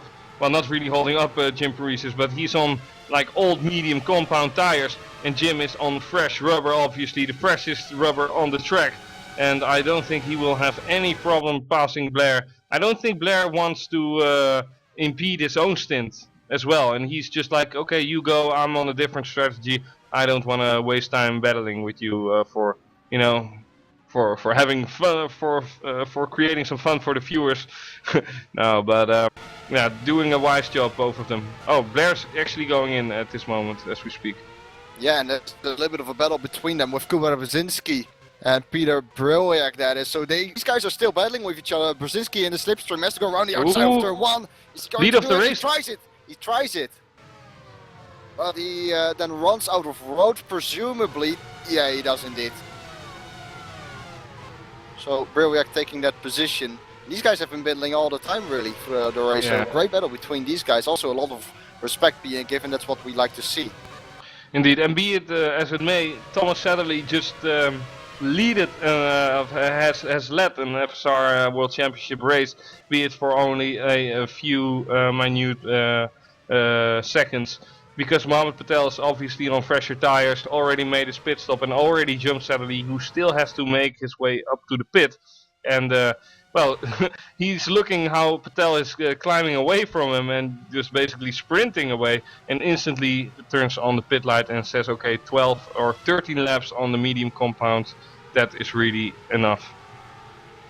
Yeah, but Leslie has shown Jim Paresis, soft. Sorry to interrupt you, but Godek obviously on, oh no, also on soft tires, the DRS goes open and Godek is not defending. There was a little bit more hype than used to, but it looked quite promising there. Yeah, it's quite a straightforward move. Conti and Greco though trying to slide in there, but yeah, Conti might see his gap between him and Greco being decreased quite severely. Oh no, Godek is going into the pit. Yep, so that releases Conti then again. It's actually Severly as well into the pit lane, so go speed pit stop here. Yeah, definitely, and Patel's just flying. 5.3 seconds between him and Jim. Yeah. Yeah. Will it be the first victory of Patel in WC? Might be. I mean, the key was already to have a 1 second gap after a few laps. That really allowed him to pull away without drivers in his mirrors and also having DRS. So, yeah, not only that, obviously, he's also doing a great job. I mean, 5 seconds in 13 laps, that is great. Let's see whether he can keep this up, though, for the rest of the stint as well. Yeah, and my prediction in a few laps time is that we're gonna see some mayhem between Carlos Martin and Jonas Simon. I don't know why I say mayhem, I just feel like that. Hopefully for me or for them, they proved me wrong with a spectacular battle. But Johnny is really pushing it, and he's really not happy after his race. Well, got damaged a little bit. Ooh, he's almost going off as well. Johnny really struggling to keep it together, and he is now being pressured by Di Loretto. And if you pay a close attention to the front wing of Johnny Simon, you can also see that he has lost both front wing end plates in the battle with Patrick DeWitt. So it's not helping his downforce. And look at Di Loretto now right on the back already. And the DRS is yet to open. Oh, Johnny Simon having an oversteering moment there already. Di Loretto on alongside him. DRS is wide open. Look at this top speed from Johnny Simon there. Yeah, without those end plates. Yeah, and without DRS as well. Loretto on the inside is going to try to outbrake him, which he does, so Johnny Simon will look for the undercut, but well, nice Di Loretto has it. Yeah, good, he fended that off. So it might be Di Loretto and Carlos Martin. However, Johnny, it's going to the pit instantly. Okay, fair enough. Carlos Martin, however, is following on and is trying to make life miserable for Jon-Erik Saxon, who is, well, smoking a little bit, but that's all to do with tires who are being burned up. So Johnny actually, well, getting quite back up to the field since he is doing his pit stop. At the moment though, the pack in the front is really, well, almost like it started. The only difference is that Jim has switched with Mohammed and David has switched with Peter. But Marco Conti is still in between them, still being the cheese in the sandwich. That is Twister Grand Prix. Peter Ambro and Sandar Callas battling a little bit. That is the closest battle right now. It's only for P19 unfortunately. Peter Ambro will have a look probably. Yes, he does try to go on the inside. Callas overshoots the corner a little bit, but this is the main battle right now on track. I don't see any other battles at the front. All these guys again having DRS, so it neutralizes the effect. And that means that there are not really any kind of overtakes. Peter Brilliak slows down, or closes down, sorry, to David Greco. Breaks him as well. Indeed, so, definitely putting off the pressure. Exactly, yeah, pressuring him. So let's see with a second DRS. And David Greco obviously will not have DRS because he's more than a second off his front runner Marco Conti and colleague as well. Oh, here we go. Peter Brilliak climbing in front of him. David Greco not closing the door, but is just turning in and basically saying to Brilliak, okay, this is my corner, you better not make a move here, and Peter respects that with all his loyalty. But it was a move he could make, but firmly closing the door of David Greco was certainly closing the door there firmly. Yeah, brave stuff from David Greco, just turning into the corner, saying this is mine. And Brilliak again on the exit here. Brilliak seems a little bit quicker, but can he get past Greco? If he keeps this distance, he certainly will once the DRS opens up. But this is key then. Through this second sector, you lose so much time because of the dirty. Yeah, you can see that it instantly is again up to half a second, 6/10. And you cannot make up for that with extra pedal pressure, extra throttle, because then you simply burn up the tire, especially the soft ones. They burn like matches. Yeah, I agree with you. He breaks himself again a little bit. I think Greco is this time too far in front of Brilliak. At least it looks like it visually, but Brilliak having quite a good top speed. We saw it down the main straight. He closed down and went for the inside. He was wide open for Brilliak once again. Let's have a look. He's closing down, but it is indeed not enough. Does he outbrake him again though? Tries to go around the outside, having a little look. Trying to put the pressure on David Greco, slowing the car down. And this time he is much further back than he was previous lap. Indeed he is, but Greco in a way is looking a little bit pressurized. He does know that it's Peter Brilliak behind him, and well, Peter obviously knows that Greco isn't a soft cookie to crack as well. Definitely one of the best online sim racing has to offer. At the moment though, the best in this race is still Mohammed Patel, although his gap between him and Jim is well, getting a little bit shrunk in the past few laps. It was 4.5, it's now 4.4 this last lap around. Used to be 5 seconds 3-4 laps ago. So Jim obviously having the 2 or 3 laps fresher tires than Patel, but you know it's yeah, it's still 2 laps. It's a little bit fresher. Yeah, he gained about 3/10 on the last lap, so he's certainly gaining obviously on those fresh tires. But the pit window is again about to come up as David Greco just went off the track a little bit, had to correct some oversteer on the exit of turn 10. And then again allows Peter to get quite close now. But again, the gap seems too much or too large at the moment. And Yeah, but, it's the same story again. And 4.2 seconds now the gap between Patel and Paresis. But I do have to say that most of these drivers are really conserving their tires at the moment. They're not pushing to the limit, and they're basically not afford to as well, because of they're not allowed to, because if you burn up the tires and you gain 1 or 2 laps and you gain 5/10, but you lose 2 or 3 seconds because of shredded tires in the next 4 laps. I mean, it's simply not worth. So all these drivers are looking at the long perspectives. Sorry to interrupt you. You have a great battle here with Brewick and Greco again. Brewick on the inside of turn 1. Does Greco go around the other side this time? No.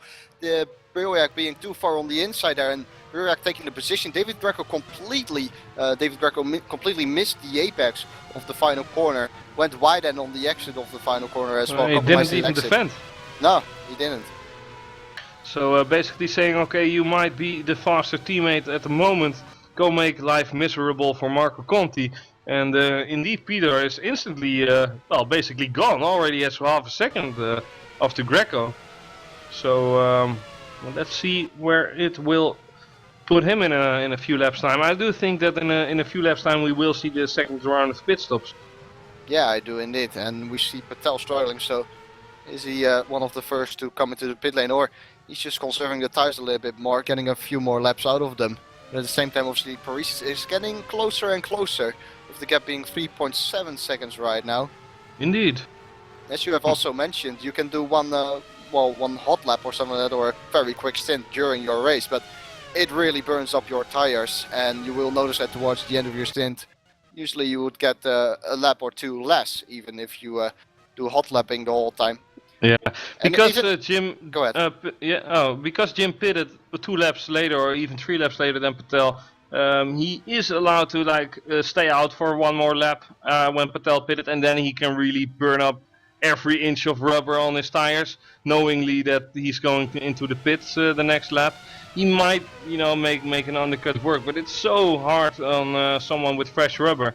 The only advantage is the turn 1. If you're going out of the pit, you really have to let the other guy go, because he carries all the momentum and all the downforce because of the high speed they carry on towards the first corner. So it's gonna be a matter of time before we find out, but there are certainly different possibilities. Gap now 3.4. Yeah, he gained half a second in the last lap, so Paris is really pushing here. Second stint here has looked very strong from Paris, has to be said. Patel then in first place, but starting to come under a little bit of pressure from Paris. Yeah, Patel's going in. Patel's going into the pit. Maybe not this lap, but definitely the lap after that. He's really struggling for the time being with the past couple of corners, and he's really taking it cautiously, and that obviously transfers into Jim getting closer. But I do think that Patel will come in the next lap or the lap after that. Yeah, I do agree with you, and he has to. He's losing quite a bit of time right now to Paris then. Further back though, David Greco and Kuba Brzezinski. Kuba has caught up to David Greco, but Kuba has DRS and also has his pit light on, so he will be pitting. I don't see the pit light from David Greco on at the moment, so it's Kuba who's going to pit again here and open up the second pit window. He comes Kubica Brzezinski. Kubica Brzezinski indeed. Here we go. Coming into the pit lane. Oh no, he keeps on going. He is not going into the pit just yet, so it was just maybe setting everything in order, and he is coming in shortly after. Don't see yeah, there's the pit light from Patel, so this lap or the lap after this, he will come into the pit. Talking about pitting, Carlos Martin comes into the pit from P10 onwards. Stops for some fresh paella. And he indeed, he goes for soft. So he will be soft paella, track then. Okay, there he goes. Okay, no, but Carlos Martin driving with a broken arm, literally broken, and he's taking the first corner. Like I said in Q1, he's taking it with one hand on the steering wheel. A little bit hard on downshifting then, But nevertheless, he makes it work. He's still driving and he's still trying to be as competitive as he can be with a broken arm. Jim Paresis though, 2.4 seconds shy. And I hear some... Yeah, there has been a crash in turn 1, I think. I don't see see anything. it. Mirelli was spun on the track and Helmbro T-boned him Oh! in turn 1. Helmbro losing front wing there. Helmbro just got up. Oh my god, that's the team of Thomas Mundi, isn't it? Of Mr. President. Thomas, if you if you hear this, Thomas, fire that driver! Fire him! Fire him! No, I'm just bashing you around. But very unlucky for Peter Helmbro though. Nothing he could have done there. Hopefully he won't fire me for next race commentary. Oh my god, it is the president, you know. No, but now a little bit unfortunate mistake from him. It does cost the front wing of a Avid Chronic Racing driver. So yeah, Mohamed Patel into the pit, same as David Greco, who's slotting in behind him. Mohamed Patel going back on track, but with a medium compound tire. David Greco is choosing to go for another stint onto the soft compound. So maybe Greco can catch up a little bit with Patel, but he has to obviously go back to the medium compound as well. Key for Patel though is that he rejoined in clean air. We will see how long Paresis is going to go on. Really nice for every driver, clean air. Yeah, it is. I mean, with the pit stop, you always have a risk that there will be another driver in front of you. But currently for Patel, it's really key that he has fresh air in front of him, and he has so right now. So crucial laps for him on his medium tire as well. We'll see what Paresis is going to do when he comes into the pit lane. But it's really, I mean, there isn't any wheel-to-wheel racing and battling at the moment for the lead of the race. However, it's a race amongst giants nevertheless. Because if one of these drivers makes a tiny mistake which leaves a flat spot on the tire or whatever, that other driver behind him will catch him. You know, that's a certainty. And all these drivers are driving to the limit and as fast as they possibly can. With all their calculations and all their testing in how fast they can finish the 56 laps. Jim Paresis is coming into the pit and maximizing the entry as well. And Conti is following him, same as Briljak and Brzezinski as well. So we're gonna have a pit party here. Yeah, indeed, a big pit party with 4 drivers into the pit lane. Let's have a look if everything goes clean. Paresis goes onto the medium tire. This is all clean so far. Paresis rejoins the front of Kuba. And Kuba then is obviously going into his box as well. All these drivers so far going on medium though. Yeah, who is going on medium? Cuba is going on medium. Briljak, yeah, everyone's on medium. And Daniel Brewer is leading this race. Who would have thought? Yeah, he is. Going a little bit longer on this stint. Yeah, but Patel is furious about that, and he's instantly, you know, putting the pressure on. Nah, he's on the medium compound though, but they are fresh and really fresh, and he's really pushing it right now. The fuel load is getting a little bit less at the moment, so you can push a little bit, you know, further with the accelerator than well, normally allowed with a full fuel tank. Yeah, it's interesting to see where all these drivers slot on after they have made their pit stops. Yeah, remember when we said it was quite important that you come out in clean air once you have done your stop? Well, someone who is in clean air right now after his pit stop is David Greco, who is battling here with Godek and Disley, and Kuba behind that then. Yeah. And these guys indeed don't have clean air, but Greco will have DRS on Godek, but Godek will have DRS again on Disley, so watch this battle here. Indeed. Oh, he's hitting a rev limiter already, Greco is. Goes on the inside, outbraking him. Gets the move done probably quite straightforward. Yes, it is indeed. He was hitting the rev limiter quite early there. Yeah, definitely. So Disley there having the better of the two. Goes a little bit wide on the exit, but Greco has to be careful that Godek isn't pressuring him too much now. So, and Brzezinski now finds himself behind Godek. It's really unfortunate for him. And for Godek as well. Brzezinski is a fast guy, you don't want to have him behind you. Yeah, but Greco couldn't get past Disley, so Kuba can still see Greco, of course. True. If Greco passed Blair Disley there on the main straight, he would have been flying off right now. Brzezinski would have lost really valuable time. Yeah, Talking there about goes Brzezinski he goes on the diving in inside. towards the gap, and it's a legit dive as well, and he isn't getting any room from Godek, and not as much. I mean, Godek didn't defend. Ooh, Greco is off! Greco making a mistake! Greco going off track. We have seen this in Malaysia as well. It happens again here, and yeah, definitely not what he wants there. Too much on the outside curb. As soon as he wanted to turn in, he just couldn't turn in because he was stuck on that curb. Wow. Hopefully for him it doesn't ruin the life expectancy of his tires. What is happening with Patel at the moment? He is challenging Brewer, and Brewer is not challenging back because he knows he's on older tires. He has his pit light on, so I presume we'll see Brewer in the pit lane as well. Yeah, fighting there, holding someone up is easily going to cost you a few seconds. Marco Conti taking Thomas Sattersley without surprise. And Brilliak trying to, well, force any of them into a mistake. Satterley, however, is going on for another lap, and he will get taken by Brilliak in a moment's time, I'm sure. He has DRS as well, though, so it neutralizes Brilliak, in fact. Yeah, he can do it. True. Ooh, he's going really wide. Here's the chance for Brilliak, and he does it because the wide running of Thomas Satterley. Well, he's on old tires. He should pit. Maybe he tries to do a 3-stopper or something. I think the majority of drivers will do a 4-stop. Yeah, we'll see the majority doing a 4-stop. I agree. Trying to do something different there probably is Thomas Satterley. Still staying out there, and Godek is battling with Greco. Greco going on the inside of turn 6, straightforward move. Greco moves himself up after he had made that mistake. And he made a mistake right here on the previous lap, just too much on the outside curb, and it called him out. Yeah, definitely. However, going clean this way around, but it definitely leaves a dent in his confidence, I suppose. In front of him, Disley and Brzezinski. Well, Brzezinski is just gonna extend his lead over Greco, but Disley is still in between them. I think on relatively old tires compared to Brzezinski and Greco. But yeah, it's now the task for Brzezinski to catch a little bit up to Peter Brilliak if possible, because that's easier said than done.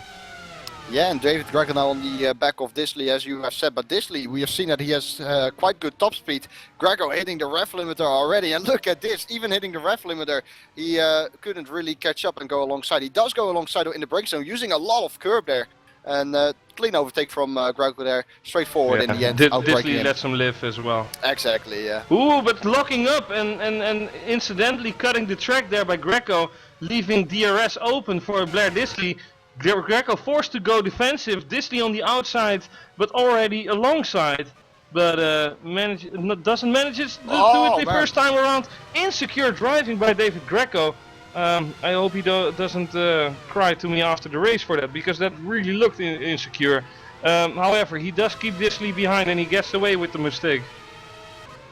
Doesn't get away with it. Meanwhile, we look at the lead again. Patel obviously in that lead, but Paris is being 4 seconds ahead. But most importantly, he's again gaining a small amount every single lap here. So we'll keep an eye out on that gap. In the meantime, we've seen some cool battles starting to open up. Hopefully it will get even more heated up. There's someone in the middle of the track. Mirelli is in the middle of the track. Uh-oh.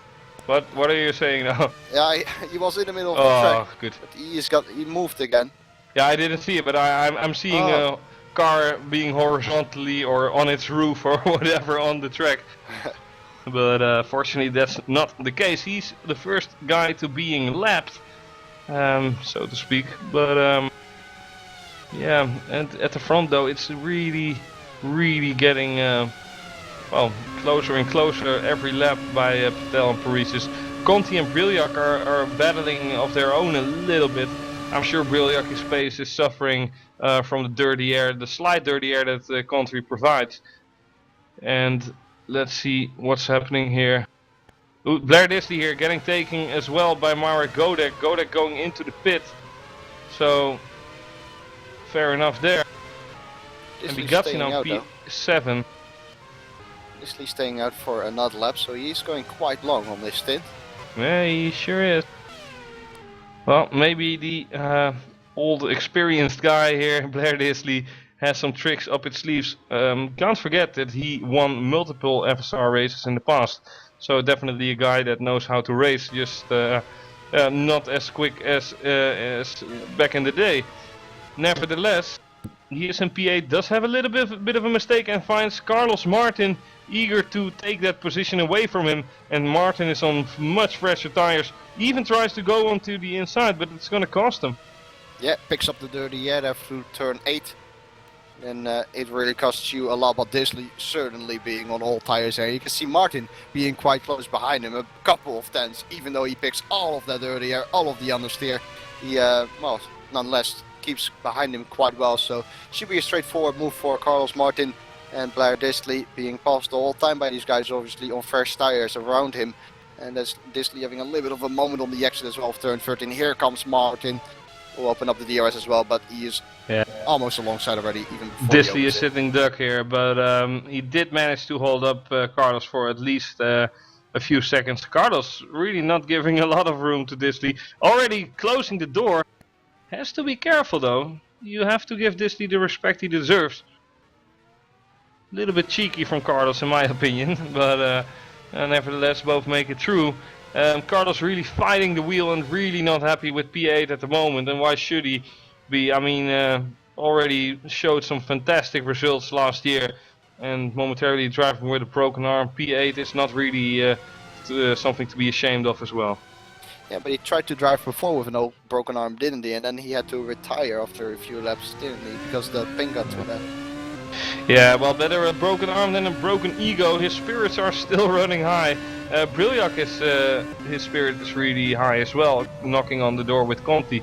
But both of them are really well losing out to Patel and Jim Paresis, who are just in a I wouldn't say a league of their own. It's only 4 seconds between Paresis and Marco Conti, but you know it's not only 4 seconds. 4 seconds is it's a million years in human years, you know. Yeah. And to put it into racing terms.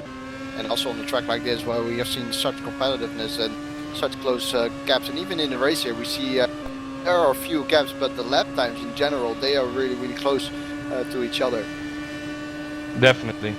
So it's hard to catch up, and if you make a slight mistake, it can cost you a few tenths, and those few tenths are a lot here today. Brilliak on the back of Conti. Let's have a look.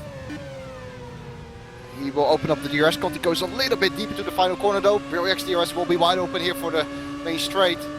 Start finish straight.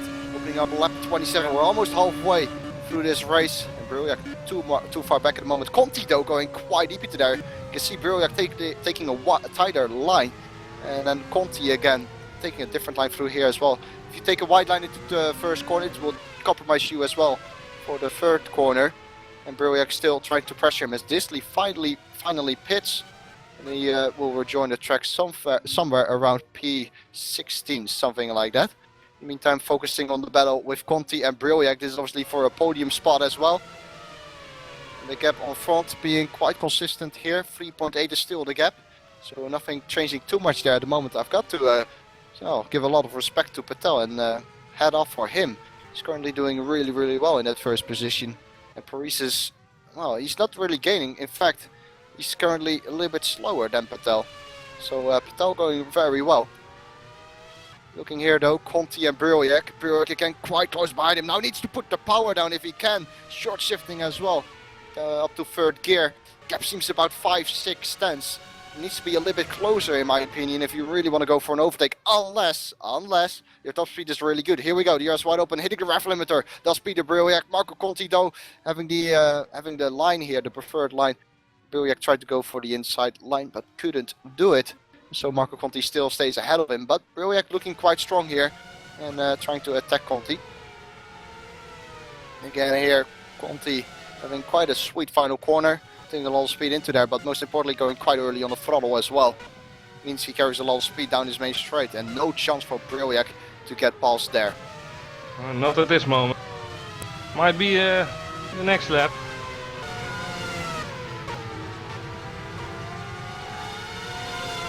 Let's see here, Brzezinski really into clean air now, has David Greco 2 seconds behind him, but in front of him there's a gap of 5 seconds between him and Brilliak. Brilliak obviously on the medium compound, same as Cuba, so no advantage or disadvantages there. But yeah.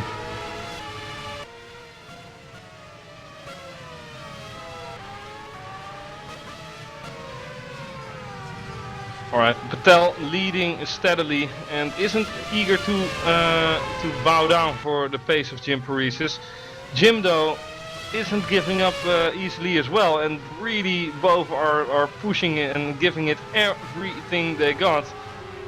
4 seconds separating each other, and one mistake is all that is needed in order to throw away the advantage.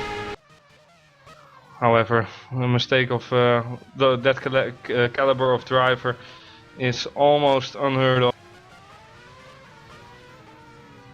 At the moment though, we do see a lot of people slotting in their position at the moment. There's a lot of tiny gaps being created amongst drivers, and we really have to wait for the next round of pit stops in order to see something severe happen. Might be that Peter Brilliak and Conti spice up things a little bit. Peter is certainly trying, but I do think that Peter is having a rougher time than Conti, purely because of the fact that the dirty air will come into play. So nevertheless, he is keeping confident, and he is keeping the gap under a second, lap by lap, corner after corner. So let's see what both of them make out of it.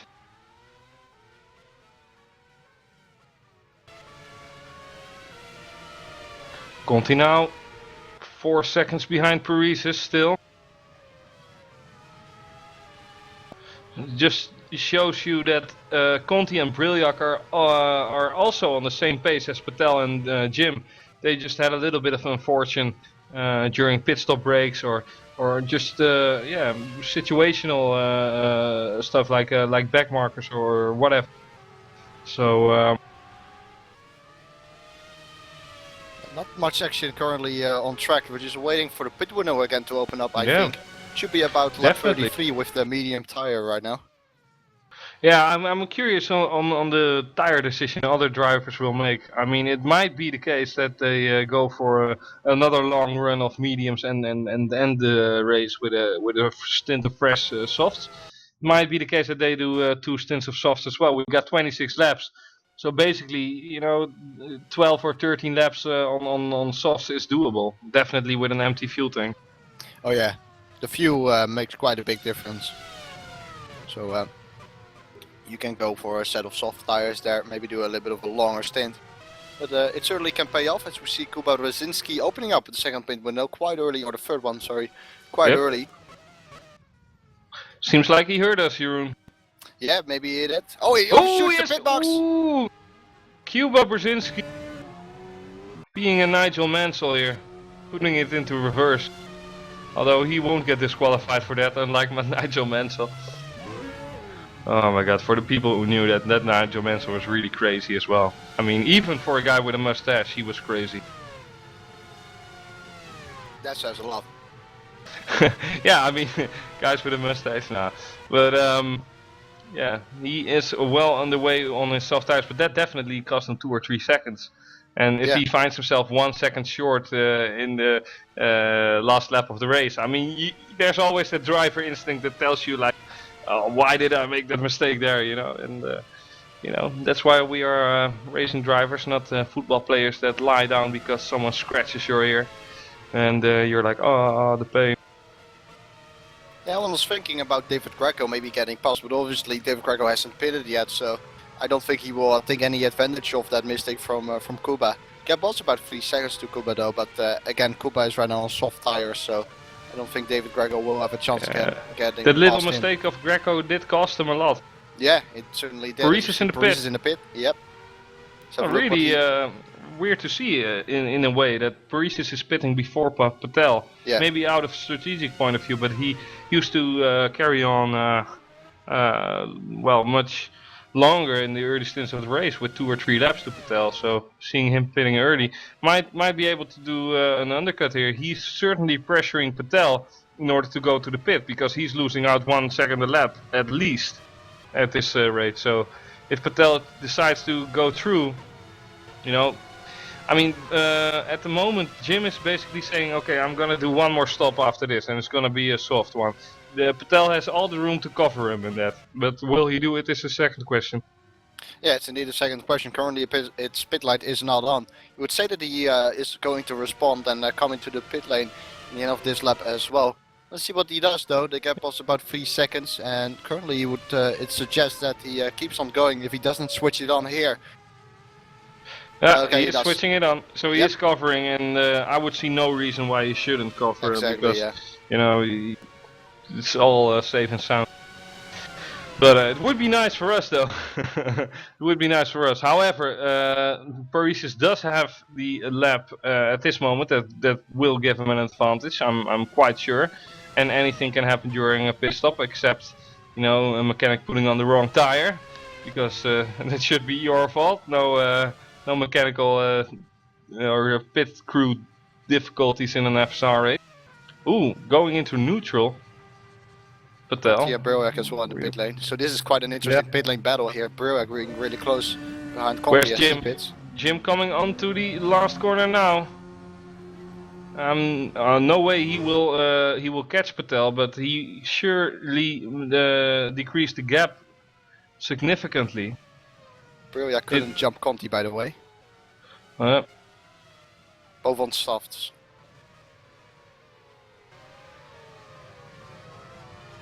So it used to be 4 seconds before the pit stop ended, and because Jim Paresis decided to pit earlier than Patel did, he got 1 second out of that, or 1.8 seconds actually, 2.2 seconds now. So a great move from Jim, and obviously he is in the position to do that again.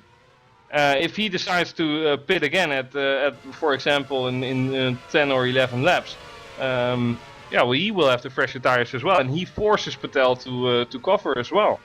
But he will have that 1 lap again. Yeah, well said. Stint will be crucial for Jim Paresis. If he can catch him, 2 seconds now. Would be amazing. Yeah, indeed, 2 tenths already in that second sector. But also bear in mind that if you go too much in the too much from the tires here, will compromise you towards the end as well. Yeah. So Paresis is definitely trying something else, and this is what we like to see. You know, gap is well, shrinking right now as well. And it's great to see that. Yeah, it is great to see that, and well, in the top 10, there's certain names that will drop off. For example, Thomas Satterley and Daniel Brewer, who are just on a different strategy and still have to make their pit stops, but are waiting for that waiting with that for the moment. 1.8 now between Paresis and Patel, so Jim is definitely pushing more, and Peter Briljak is taking Di Loretto. Oh no, Di Loretto is going to the pit, never mind. So there we have one driver who is out of that order. Kweekel behind Godek. Yep. Too far back though, I think. But obviously Kweekel on those fresh tires. I doubt he eating will, the dirty air. Exactly, yeah. Yeah, this is not what you want if your name is David Greco, being stuck behind Godek. With all the respect of Godek, it's his right to be there, but it's not in favor of David Greco, his stint, and definitely not of his fresh soft tires. So Greco is looking to get past ASAP. Don't make the same mistake now though, Greco. No, indeed. Godek going off the curb there. He doesn't make it this time. Make that mistake this time, luckily. And then loses out quite a bit here because of the dirty air. We'll close up again because of the... Godek is pushing. Yeah, he certainly is. He closes up a little bit because of the old tires from Godek and the fresh tires from Greco. He keeps it around this gap. He should be able to make a pass down into turn 14. Yeah, but Godek can still... I think Godek is looking for 5 or 6 more laps, to be honest, because if he pits now, he still has to pit another time, or he maybe is looking for a medium compound stop. Yeah. However, it's Greco in the DRS, and the top speed of Twisters has proven significantly. Will Godek defend? Indeed he will. He's going to the inside. Greco on the outside. Does have the top speed advantage, is already in front, but does have the outside of the corner. Brakes and turns in rather early, but lets Godek live, and Godek is happy to get a little bit of space on the track. But great move from Greco. Yep, down the inside. Just about enough space given, I would say. So moves Greco up in 8th position. And now instantly Godek is getting under pressure by Bigazzi, so he has to be careful. But yeah, he basically has to make a call or go to the medium compound in about 2 or 3 laps time, or you know, stay out for 5 or 6 laps long and make the stint 13-14 laps long and go to the softs. However, definitely a tire disadvantage, but all these drivers have to pit one more time, including Greco as well. We have missed the overtake from Brilliak on Conti. Brilliak moved himself up into P4. It was a pretty straightforward move though. They were side by side into turn 1, but Brilliak had the DRS down the main straight and made the passing move into turn 1, and plenty of respect and space being given by these guys. And now Daniel Brewer is in third, and Brilliak will be trying to take him. Oh, big slide for Brewer on the exit. Brilliak already alongside him here, and the DRS will be open as well, but what a slide. This might be... This might have a little bit of a tail ending. Oh no, Brewer is just going out of the way, but will he do the same for Conti though? Who is coming across? This will definitely heat up the boot of Conti, who is insecure of the line that Brewer will take and can't prove him wrong. And yeah, you see him touching the grass slightly, and this is really not good for Conti at the moment. He has to pass Brewer as soon as possible. Yeah, I can do it here though. Brewer having DRS again as well on the Brilliak. Yeah, and Brilliak is, well, laughing in his fist basically. He's walking away with a lead compared to Conti at the moment, and he just enjoys this. Well, this is the time where he has to do it. He has every room. If Brewer isn't going defensive, he should go for it, and he is going for it. Although the late braking of Brewer is making it rather difficult. They make contact as well, because Brewer just turned into that corner, but it was his corner. There was no way he was alongside. I mean, he was maybe alongside for 5 or 10 centimeters. But if that's, you know, enough to give someone the entire corner, then, you know, it's not racing. Exactly, I completely agree with you there. So Brewer here is showing it off, and here, look at Brilliak just disappearing. Basically disappearing out of sight. Oh, he tries to go on the inside there. It's not a passing location, absolutely not. No, he's getting fed up though. Yeah, he's fused that he's being held up here heavily, and he is indeed being held up heavily. Should be able to get past now with use of DRS. Yeah, definitely, and Brewer going on towards the curves, and this is the moment where he should be taken. And Brzezinski coming as well. So Brewer did that because of his teammate. Great driving from him. And this is really team play coming into order. What we didn't see with Schroer in Pro, we are seeing here with Brewer and Brzezinski in World Championship. Daniel Brewer doing everything for Cuba Brzezinski in order to make the team get as high as possible. A podium is a little bit far reached with the 5-second gap toward, or 4-second gap towards Brilliak, but at least he's getting close to Conti by that move. Yeah, quite good team play as you have mentioned. Now it will be interesting to see whether Kuba can stick with Conti, whether Conti will pull away. The gap is currently about 6-7 tenths. It's actually 7. And there we go, the 2 seconds in the pit stop. Huh? Yeah. Well, it's always easy, but you always have that one moment, and during the race it's a little bit unfortunate for Cuba to overshoot the box though. The gap between Mohammed and Jim is steady, but it's steadily increasing as well. It used to be 1.8 and it's now 2.5. The only thing Jim can do basically, because Mohammed Patel is not a cookie that will crack today, it seems, is try to pit in like 5 or 6 laps time. It will leave him with 14 laps to go on a pair of soft tires. But he might be able to pressure Patel enough to make a pass, or at least a move in, any attempt. I mean, he would sign for one attempt at the back straight at the end of the race, I'm sure. David Greco on Thomas Everly here, down into turn 14. David Greco having the inside line. It seems like it's going to be a straightforward move for David Greco, slowing the car down. He does so nicely indeed. But well, coming back to what you have said, I think Jim Paris is starting to run out of options. He again lost a few tenths over the course of the last lap, and I've got to say, Patel has looked incredibly strong over the course of this race. I mean, it looked like he was getting under pressure a little bit at the beginning of this stint. He's been able to increase the gap again nicely, and well, a lot of respect for him. a lot of respect, and well, we'll see how this race will continue. There's still 19 laps to go, or 18 and a half for some, definitely for Patel. So and he's just keeping it clean, and if he would win this race, it's well deserved. I haven't seen him make a mistake at all, and he's still exploring every limit and every centimeter of the track, not afraid to cut any track limits, and that's just showing and proving of a lot of confidence in this young British guy. Yeah, the way he drives is very brave, but also very much in control. It's so Yeah, important definitely. to have. I mean, Mohamed Patel, obviously one of Andre Koensman's and his favorite drivers. I'm sure Andre would be very delighted with a win for Patel. But it's still 19 laps to go, so anything can happen. You cannot count out the fact that Jim Paresis is only 3 seconds behind him. You know, one mistake is all it needs. But Peter Briljak, though, 7 seconds behind Jim. I mean, Twister just having, well, every sheep on the drive. That's the expression in the British as well. Oh, we thought before the race that Twister could, perhaps get challenged here, but well, they seem very quick in the race as well. They challenge each other. Exactly, yeah.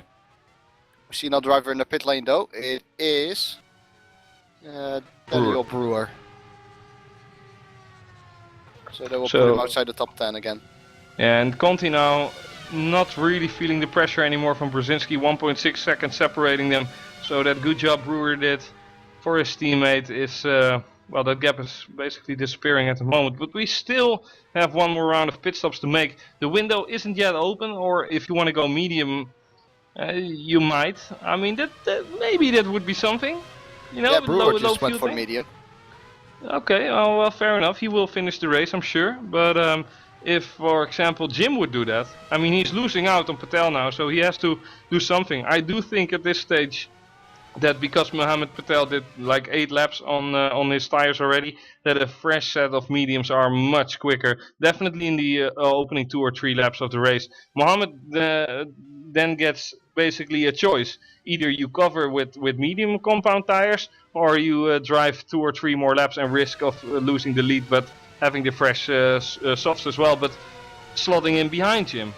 But I don't know if Jim realizes this or if he's thinking about it. But that's definitely a opportunity for him to make an undercut. Yeah, he keeps on going at the moment. In the meantime, because he passed Severly down the main straight, because he was quite well stuck behind Severly, so he will be happy that he cleared him now. And 3.3 seconds is this gap then, and as we have said, Paris is running out of options. He could indeed go for the medium, but it doesn't really look like he is going to do that, is it? Indeed, and sadly going into the pits, well, that instantly releases Carlos Martin, who doesn't have that long fight with Sadly. Yeah, let's see. I do think it would be a wise decision for Jim to go to the medium compound if he wants to win this race. He's basically set for second place, so he has nothing to lose. It's not that the super soft compound the soft compound will lose out if Peter goes too soft and he's going to medium. Yeah, it's 3.7 now. Jim really has to make a move. Spit like this, not on at the moment. Yeah, the only thing Mohamed Patel can do if Jim goes to medium compounds right now is either cover him. That's the most safe option, but that's maybe a little bit of insecure. Like, okay, I didn't anticipate on this. I wanted to end the race on the soft compound, so that's maybe a little bit of extra pressure. But you know, if they're both pit stop in 2 or 3 laps time, I mean, the gap will be the same, and the best papers will be in hand of Patel. Jim Paresis doesn't pit on this lap, he keeps on going. Yeah. And, well, maybe Severly, they are happy with their places. I don't know. Severly did go for soft, so he will try 17 laps on the soft probably. Dairy. It's quite a long well. I wish him the best definitely. of luck with that. Yeah, that's going to be a tough one at the end of this race. Tire is just degrading much faster than a medium. It's just a fact. Yep. However, will he overdo it, or will he stay in control of his accelerator pedal? It's always tempting, definitely if you just made a pit stop and you see someone in front to instantly pass him, but on the other hand, you know the guy in front of you has to pit still, but you know, can't get all the life out of your tires in the first 3 laps of your stint. However though, almost 4 seconds again between Parisius and Patel, so comfortable gap for the British guy. He looks very... Yeah, definitely. Not a lot more to say. He just looks very, very quick. And indeed, it needs Jim Parisius needs a mistake from Patel if he wants to win this one, probably. Yeah, he sure does. Or he needs to do the undercut. But I do think that he's continuing on and he's going to the pits in 2 laps or so to go for a final stint of soft tires. But that 1 lap of fresher tires, if he does pit earlier than Patel, it's not going to help him to decrease a 4-second gap. Yep, 4 seconds it is right now. Brilliak, however, he's relatively clear of Conti at the moment, and Cuba isn't able to keep up with Marco Conti as well. So all the drivers are slotting in during the end of this race, and I don't think we will see, well, severe battles. At the moment it's Thomas Satterley with Daniel Brewer fighting for P11. Brewer just lets him go, and yeah, Brewer basically saying there, I'm not going to challenge you, and I'm just wanna end this race on this set of medium compounds and keep them as fresh as possible. Ardishley comes into pit stop for his final stop. Yeah. Preferably going for a soft tire. He's gonna get dropped back down the order. Yeah, he certainly will. Johnny Simon passes him as well. Let's have a look. He probably goes for soft. And he indeed does. So it's 4 or 5 AM in the morning for Johnny Simon. What is he thinking with 15 laps to go? Hopefully he keeps his spirits high, because between him and 1 point is 10 seconds, and he has 15 laps in order to decrease the 10-second gap. But it's gonna be a tough one. Definitely on tires he's on. He still needs to pit, I believe, or Simon, yeah. Yeah, so gonna be a messy job. Yeah, when you look at it, I've been on board with him for the first sector here. It's amazing how loose his rear end is. I've seen 2 massive oversteer moments already over the course of this lap. So the rear end not looking too stable, and you know that is actually the explanation for that would probably be his top speed. He is reaching above 330, indicating that he's running quite low rear downforce, but it costs him in traction zones every single time. And Francesco Bigassi and Carlos Martin into the pits right now, as they are looking forward to make their last pit stop of this evening. Both go onto the soft compound. It would be a little bit idiotic to go to the mediums with 14 laps to go. Okay, well, sorry Bigassi for calling you idiotic. maybe, yeah, well, indirectly I did, but he might feel a little bit safer on those fresh sets of mediums. I don't know. However, it's Carlos Martin really the only guy who has made it work with medium compounds starting outside of the top 10, and well, I have all the confidence that he will be able to jump some people the upcoming laps. Mohamed Patel then, he has his pit in light on. So he should be pitting this lap, and then it would give him a 14 lap soft stint. See the pit in light from Parisius, so Parisius will not pit. Patel goes into the pit lane. Well, that's throwing in the towel right there. Yeah. At least Jim can say he led some races and the first 2 seconds of this race. Because he did get pole position, and good job from him, but no points there. And this is basically good game, nice race, because you know, with fresher tires, no way Jim is going faster this lap than Mohammed will in his out lap. Conti also in the pit lane. Yep. So pit window open, Cuba indeed. Cuba follows him, yep. And we see Greg go in as well. So here we go, 3 cars in the pit lane right now. Pit window is definitely open. Then the final pit window of this race.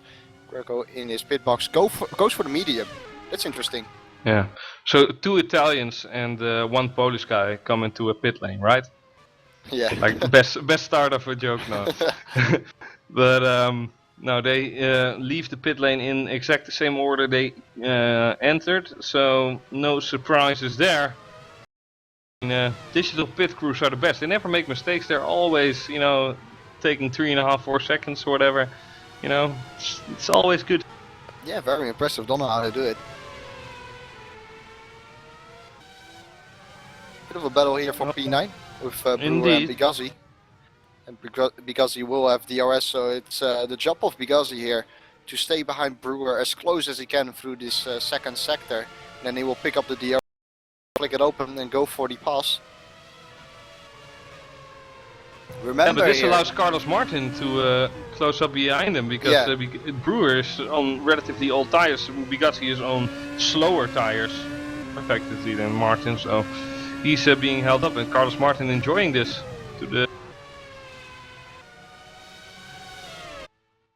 There goes Conti. There goes Conti on the inside and already past Di Loretto, who's on older tires, I assume, as Jim Paresis finally makes his last pit stop. But Mohamed Patel is already out in front. As Di Loretto overshoots the pit box, does a Hamilton 2007 as well, and loses a lot of time right there. Really a lot of time. So Peter Briljak out on track again, same for Jim. Peter on third, Jim obviously in second. And it's a 6 second gap, I would say. 5 seconds, 7. Yeah. Yeah, the gap looks really big. Yeah, he lost out so much. So if Mohamed Patel can keep it together in this remaining laps of this race, there's still 12 laps to go, but he will be winning his first FSR Formula Sim Racing Grand Prix. And well, in World Champions in WC as well. So, what's more to ask for? Well, it's well deserved, that's for sure. Yeah, definitely. However, it's not over until the fat lady sings. I said that often this weekend. So, let's see here. There's not really a fight going on. Maybe Brewer and Bigazzi. It's gonna be close, and Martin is coming closer, but not close enough at the moment.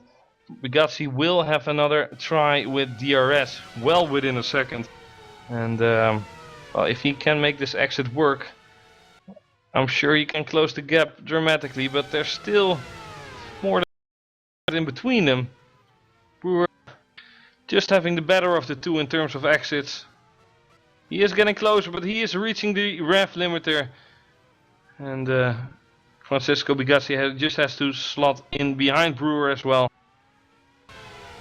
A lot of drivers hitting the rev limiter here around this track. Obviously, you said you're gearing up for qualifying, and in qualifying you have no one in front of you. As we see Bigazzi here very close to Brewer. Let's see whether he can make a move. Brewer goes to the inside, he will go to the outside. Will he do it around the outside? No, he doesn't. He does switches back. Ooh, they make contact! Bigazzi way too optimistic there. I didn't know what he tried, but you know, there wasn't any gap.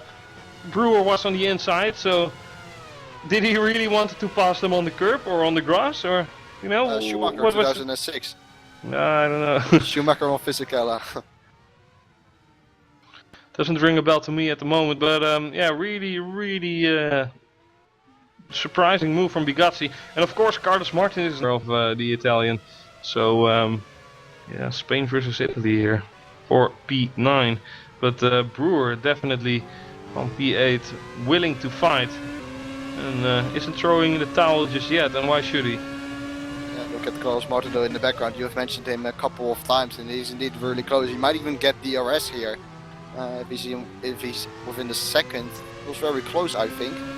Not sure whether he gets it. DRS. Okay, he gets it, yeah. So that's gonna help Carlos Martin a little bit. Bigazzi again very close behind the back of Daniel Brewer as he opens up the DRS. Then 10 more laps to go in this race. Daniel Brewer already going defensive for turn 14. Bigazzi taking the inside line. Brewer did not see that one coming. The dummy. The dummy. The famous dummy. But Daniel Brewer not throwing in the towel just yet, trying to make the undercut work, but it isn't working.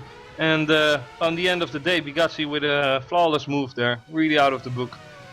Yeah, just got Bigazzi. Who drew the diving on the inside, turning on the pressure, but Bigazzi isn't having any of it. And Carlos Martin now really eager to get past Brewer. Yeah, can Bigazzi pull away from Brewer, because if Carlos Martin is going to pass Brewer soon. I think he's going for it. Yeah. Sorry to undercut you, but I think no, gap was a little bit too much.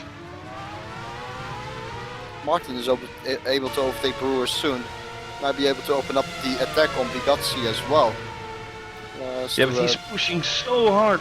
Yeah, he is. Carlos Martin is really shredding his tires at the moment. Although the fuel load is not as high as it was in the beginning parts of the race, I think the majority of drivers will be on 40 liters remaining, 45 perhaps.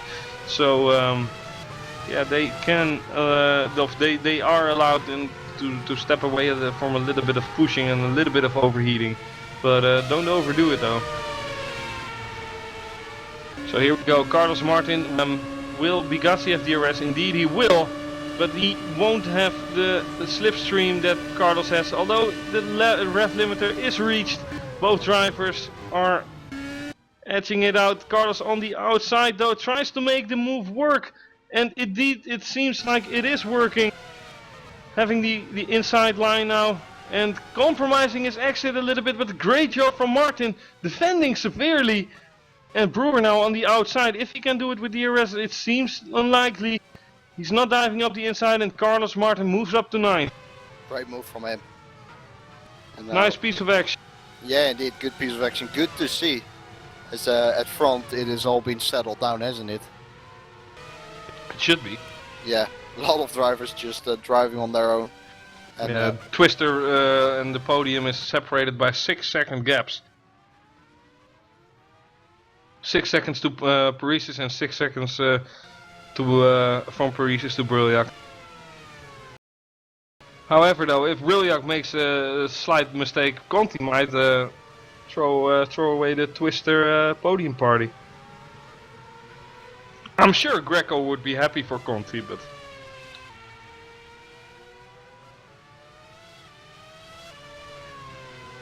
So as we make ourselves up for the remaining stages of this race, the remaining laps, we are happy to see some battles, at least with Martin and Brewer just a second ago. Martin now really wants to get closer to Bigazzi, but that's going to be an effort. I really think and I really feel that Bigazzi has the better tires at the moment. John-Eric Saxon is getting under pressure by Enrique Di Loreto, who's choosing the outside line. John-Eric Saxon on the inside, but has already been passed during the braking zone. So Saxon has no other decision to slot in behind Di Loreto and let him go.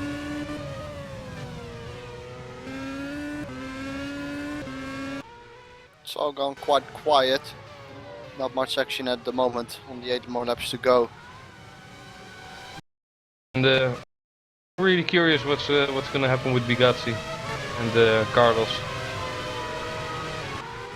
Really remarkable for a guy with a broken arm to finish in top 10.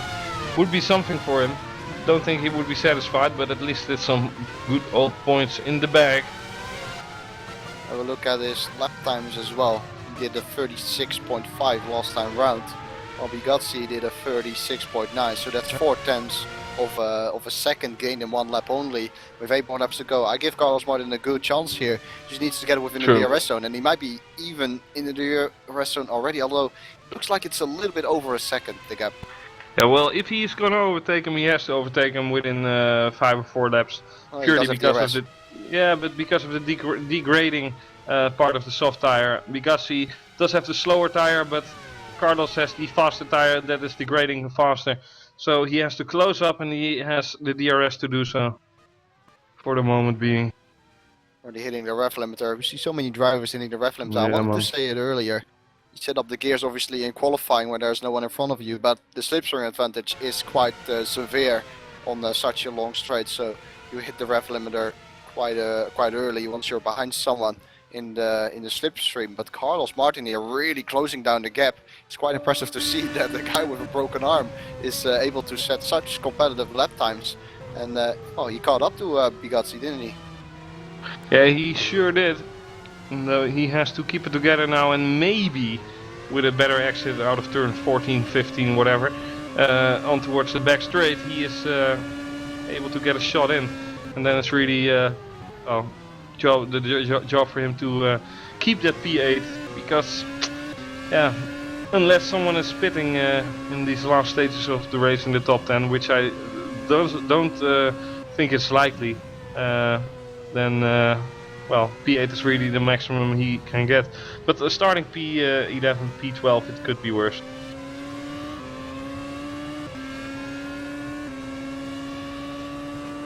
So Brzezinski now driving in a invisible gap as well. He's doing a steady job in 5th place, but Conti in with 6 seconds in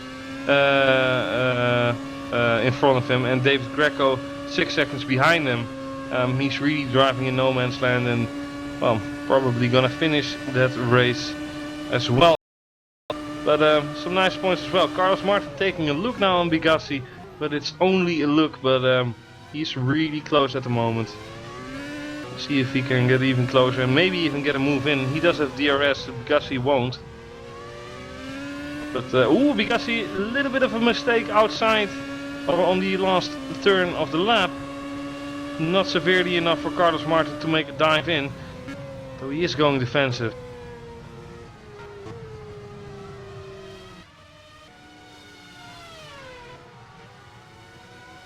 So Godek now tries to make life hard for Daniel Brewer as well. Daniel Brewer driving on a deserved P10 at the moment, but Godek, well, eager to take that place away from him. It does leave you with 1 point, so all the worth for fighting for it. At the moment though, it's pretty much decided. We got 6 or 5.5 laps to go, and Patel is leading with a comfortable lead of 5 seconds. So he's not gonna lose 1 second a lap. Nevertheless, yeah, I'm not gonna commentate it, curse him. He's just nah. Anything can happen, but no, not this time. It's been a very strong race for him, and if he wins this one, which is likely, he will also be the championship leader after this round, heading into Bahrain. But here we go then. Carlos Martin on the back of Bigassi.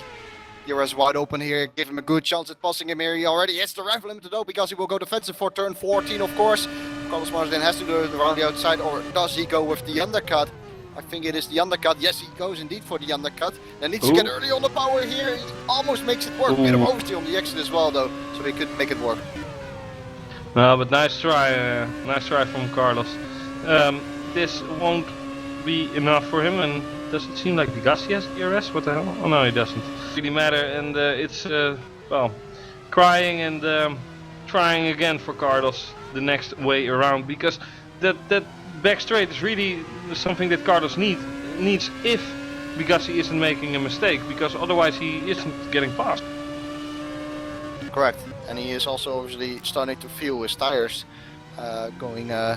starting to wear a little bit more as well. You see him on the exits getting sometimes a bit of oversteer. Those are just the rear starting to give up on him with a few more laps to go. So yeah, Carlos, if he's going to do it, it needs to be soon, preferably. That is true. Goes a bit deep again here as well, loses a couple of tenths to Bigassi. It's gonna cost him a few tenths, as said before. It's about an 8. Yeah, I would like a nice battle here. Yeah, I would really like it. Yeah, you know what I also like? Turtles. Yeah, that's true. That's completely true. I knew it. However, will Carlos Martin be close enough this time around? He is surely gonna decrease the gap, but will it be enough to make a move in? Oh, it would be a dive bomb, but he's not going for it. Using his head here, Carlos. Good job. Ooh, getting really close to Bigassi there. And now he needs a good exit on the exit of this corner. Couldn't get the entry right though, and that compromised his exit speed. I think he's too far back again, although he picks up the DRS and slipstream now. It does look like a bit too far back, although he goes for a look on the inside. Bigassi leaving room, which is good to see. Yeah. The only thing that Carlos did there, he knew he couldn't overtake there, but the only thing he could do is try to force a wider line from Bigassi and overtake him on the inside then, at the end of the course. Well said, yeah. Again, closing down on the braking stage, losing a little bit on the exit. And then this middle sector, this is crucial for Carlos Martin, needs to stick. Dirty air there, that will close down a little bit, probably here with the soft tires. Now it doesn't need to go deep into here, which he doesn't. He did so previous lap. And look at this, because he did go a little bit deeper. And now the gap instantly looking a little bit closer than it was previous lap. If Carlos Martin is able to put the power down nicely on the exit of turn 13, coming up right here, then he might be able to overtake Bigazzi. Here we go. Yeah, but he has trouble in finding the power, although Bigazzi has a little bit of trouble coming out of the corner as well. So let's see what's gonna happen here. Will the slipstream and will the speed be enough? He's already hitting the rev limiter. He cannot get any closer. He is going to try to outbrake him. Bigazzi is making a horrible mistake for him, locking up the tires, and it's Carlos Martin who takes P8 away from him. And now it's Bigazzi in the dirty air, and I think Carlos, well, still with the tire advantage. Bigazzi not using DRS, not realizing there's 2 detection points, or just doesn't want to use DRS, which is a little bit. But yeah, we saw Johnny Simon do it in the qualify as well, not using DRS. So well played from Martin though, good move. He saw that one coming, went for the undercut. Bigazzi overshooting the corner.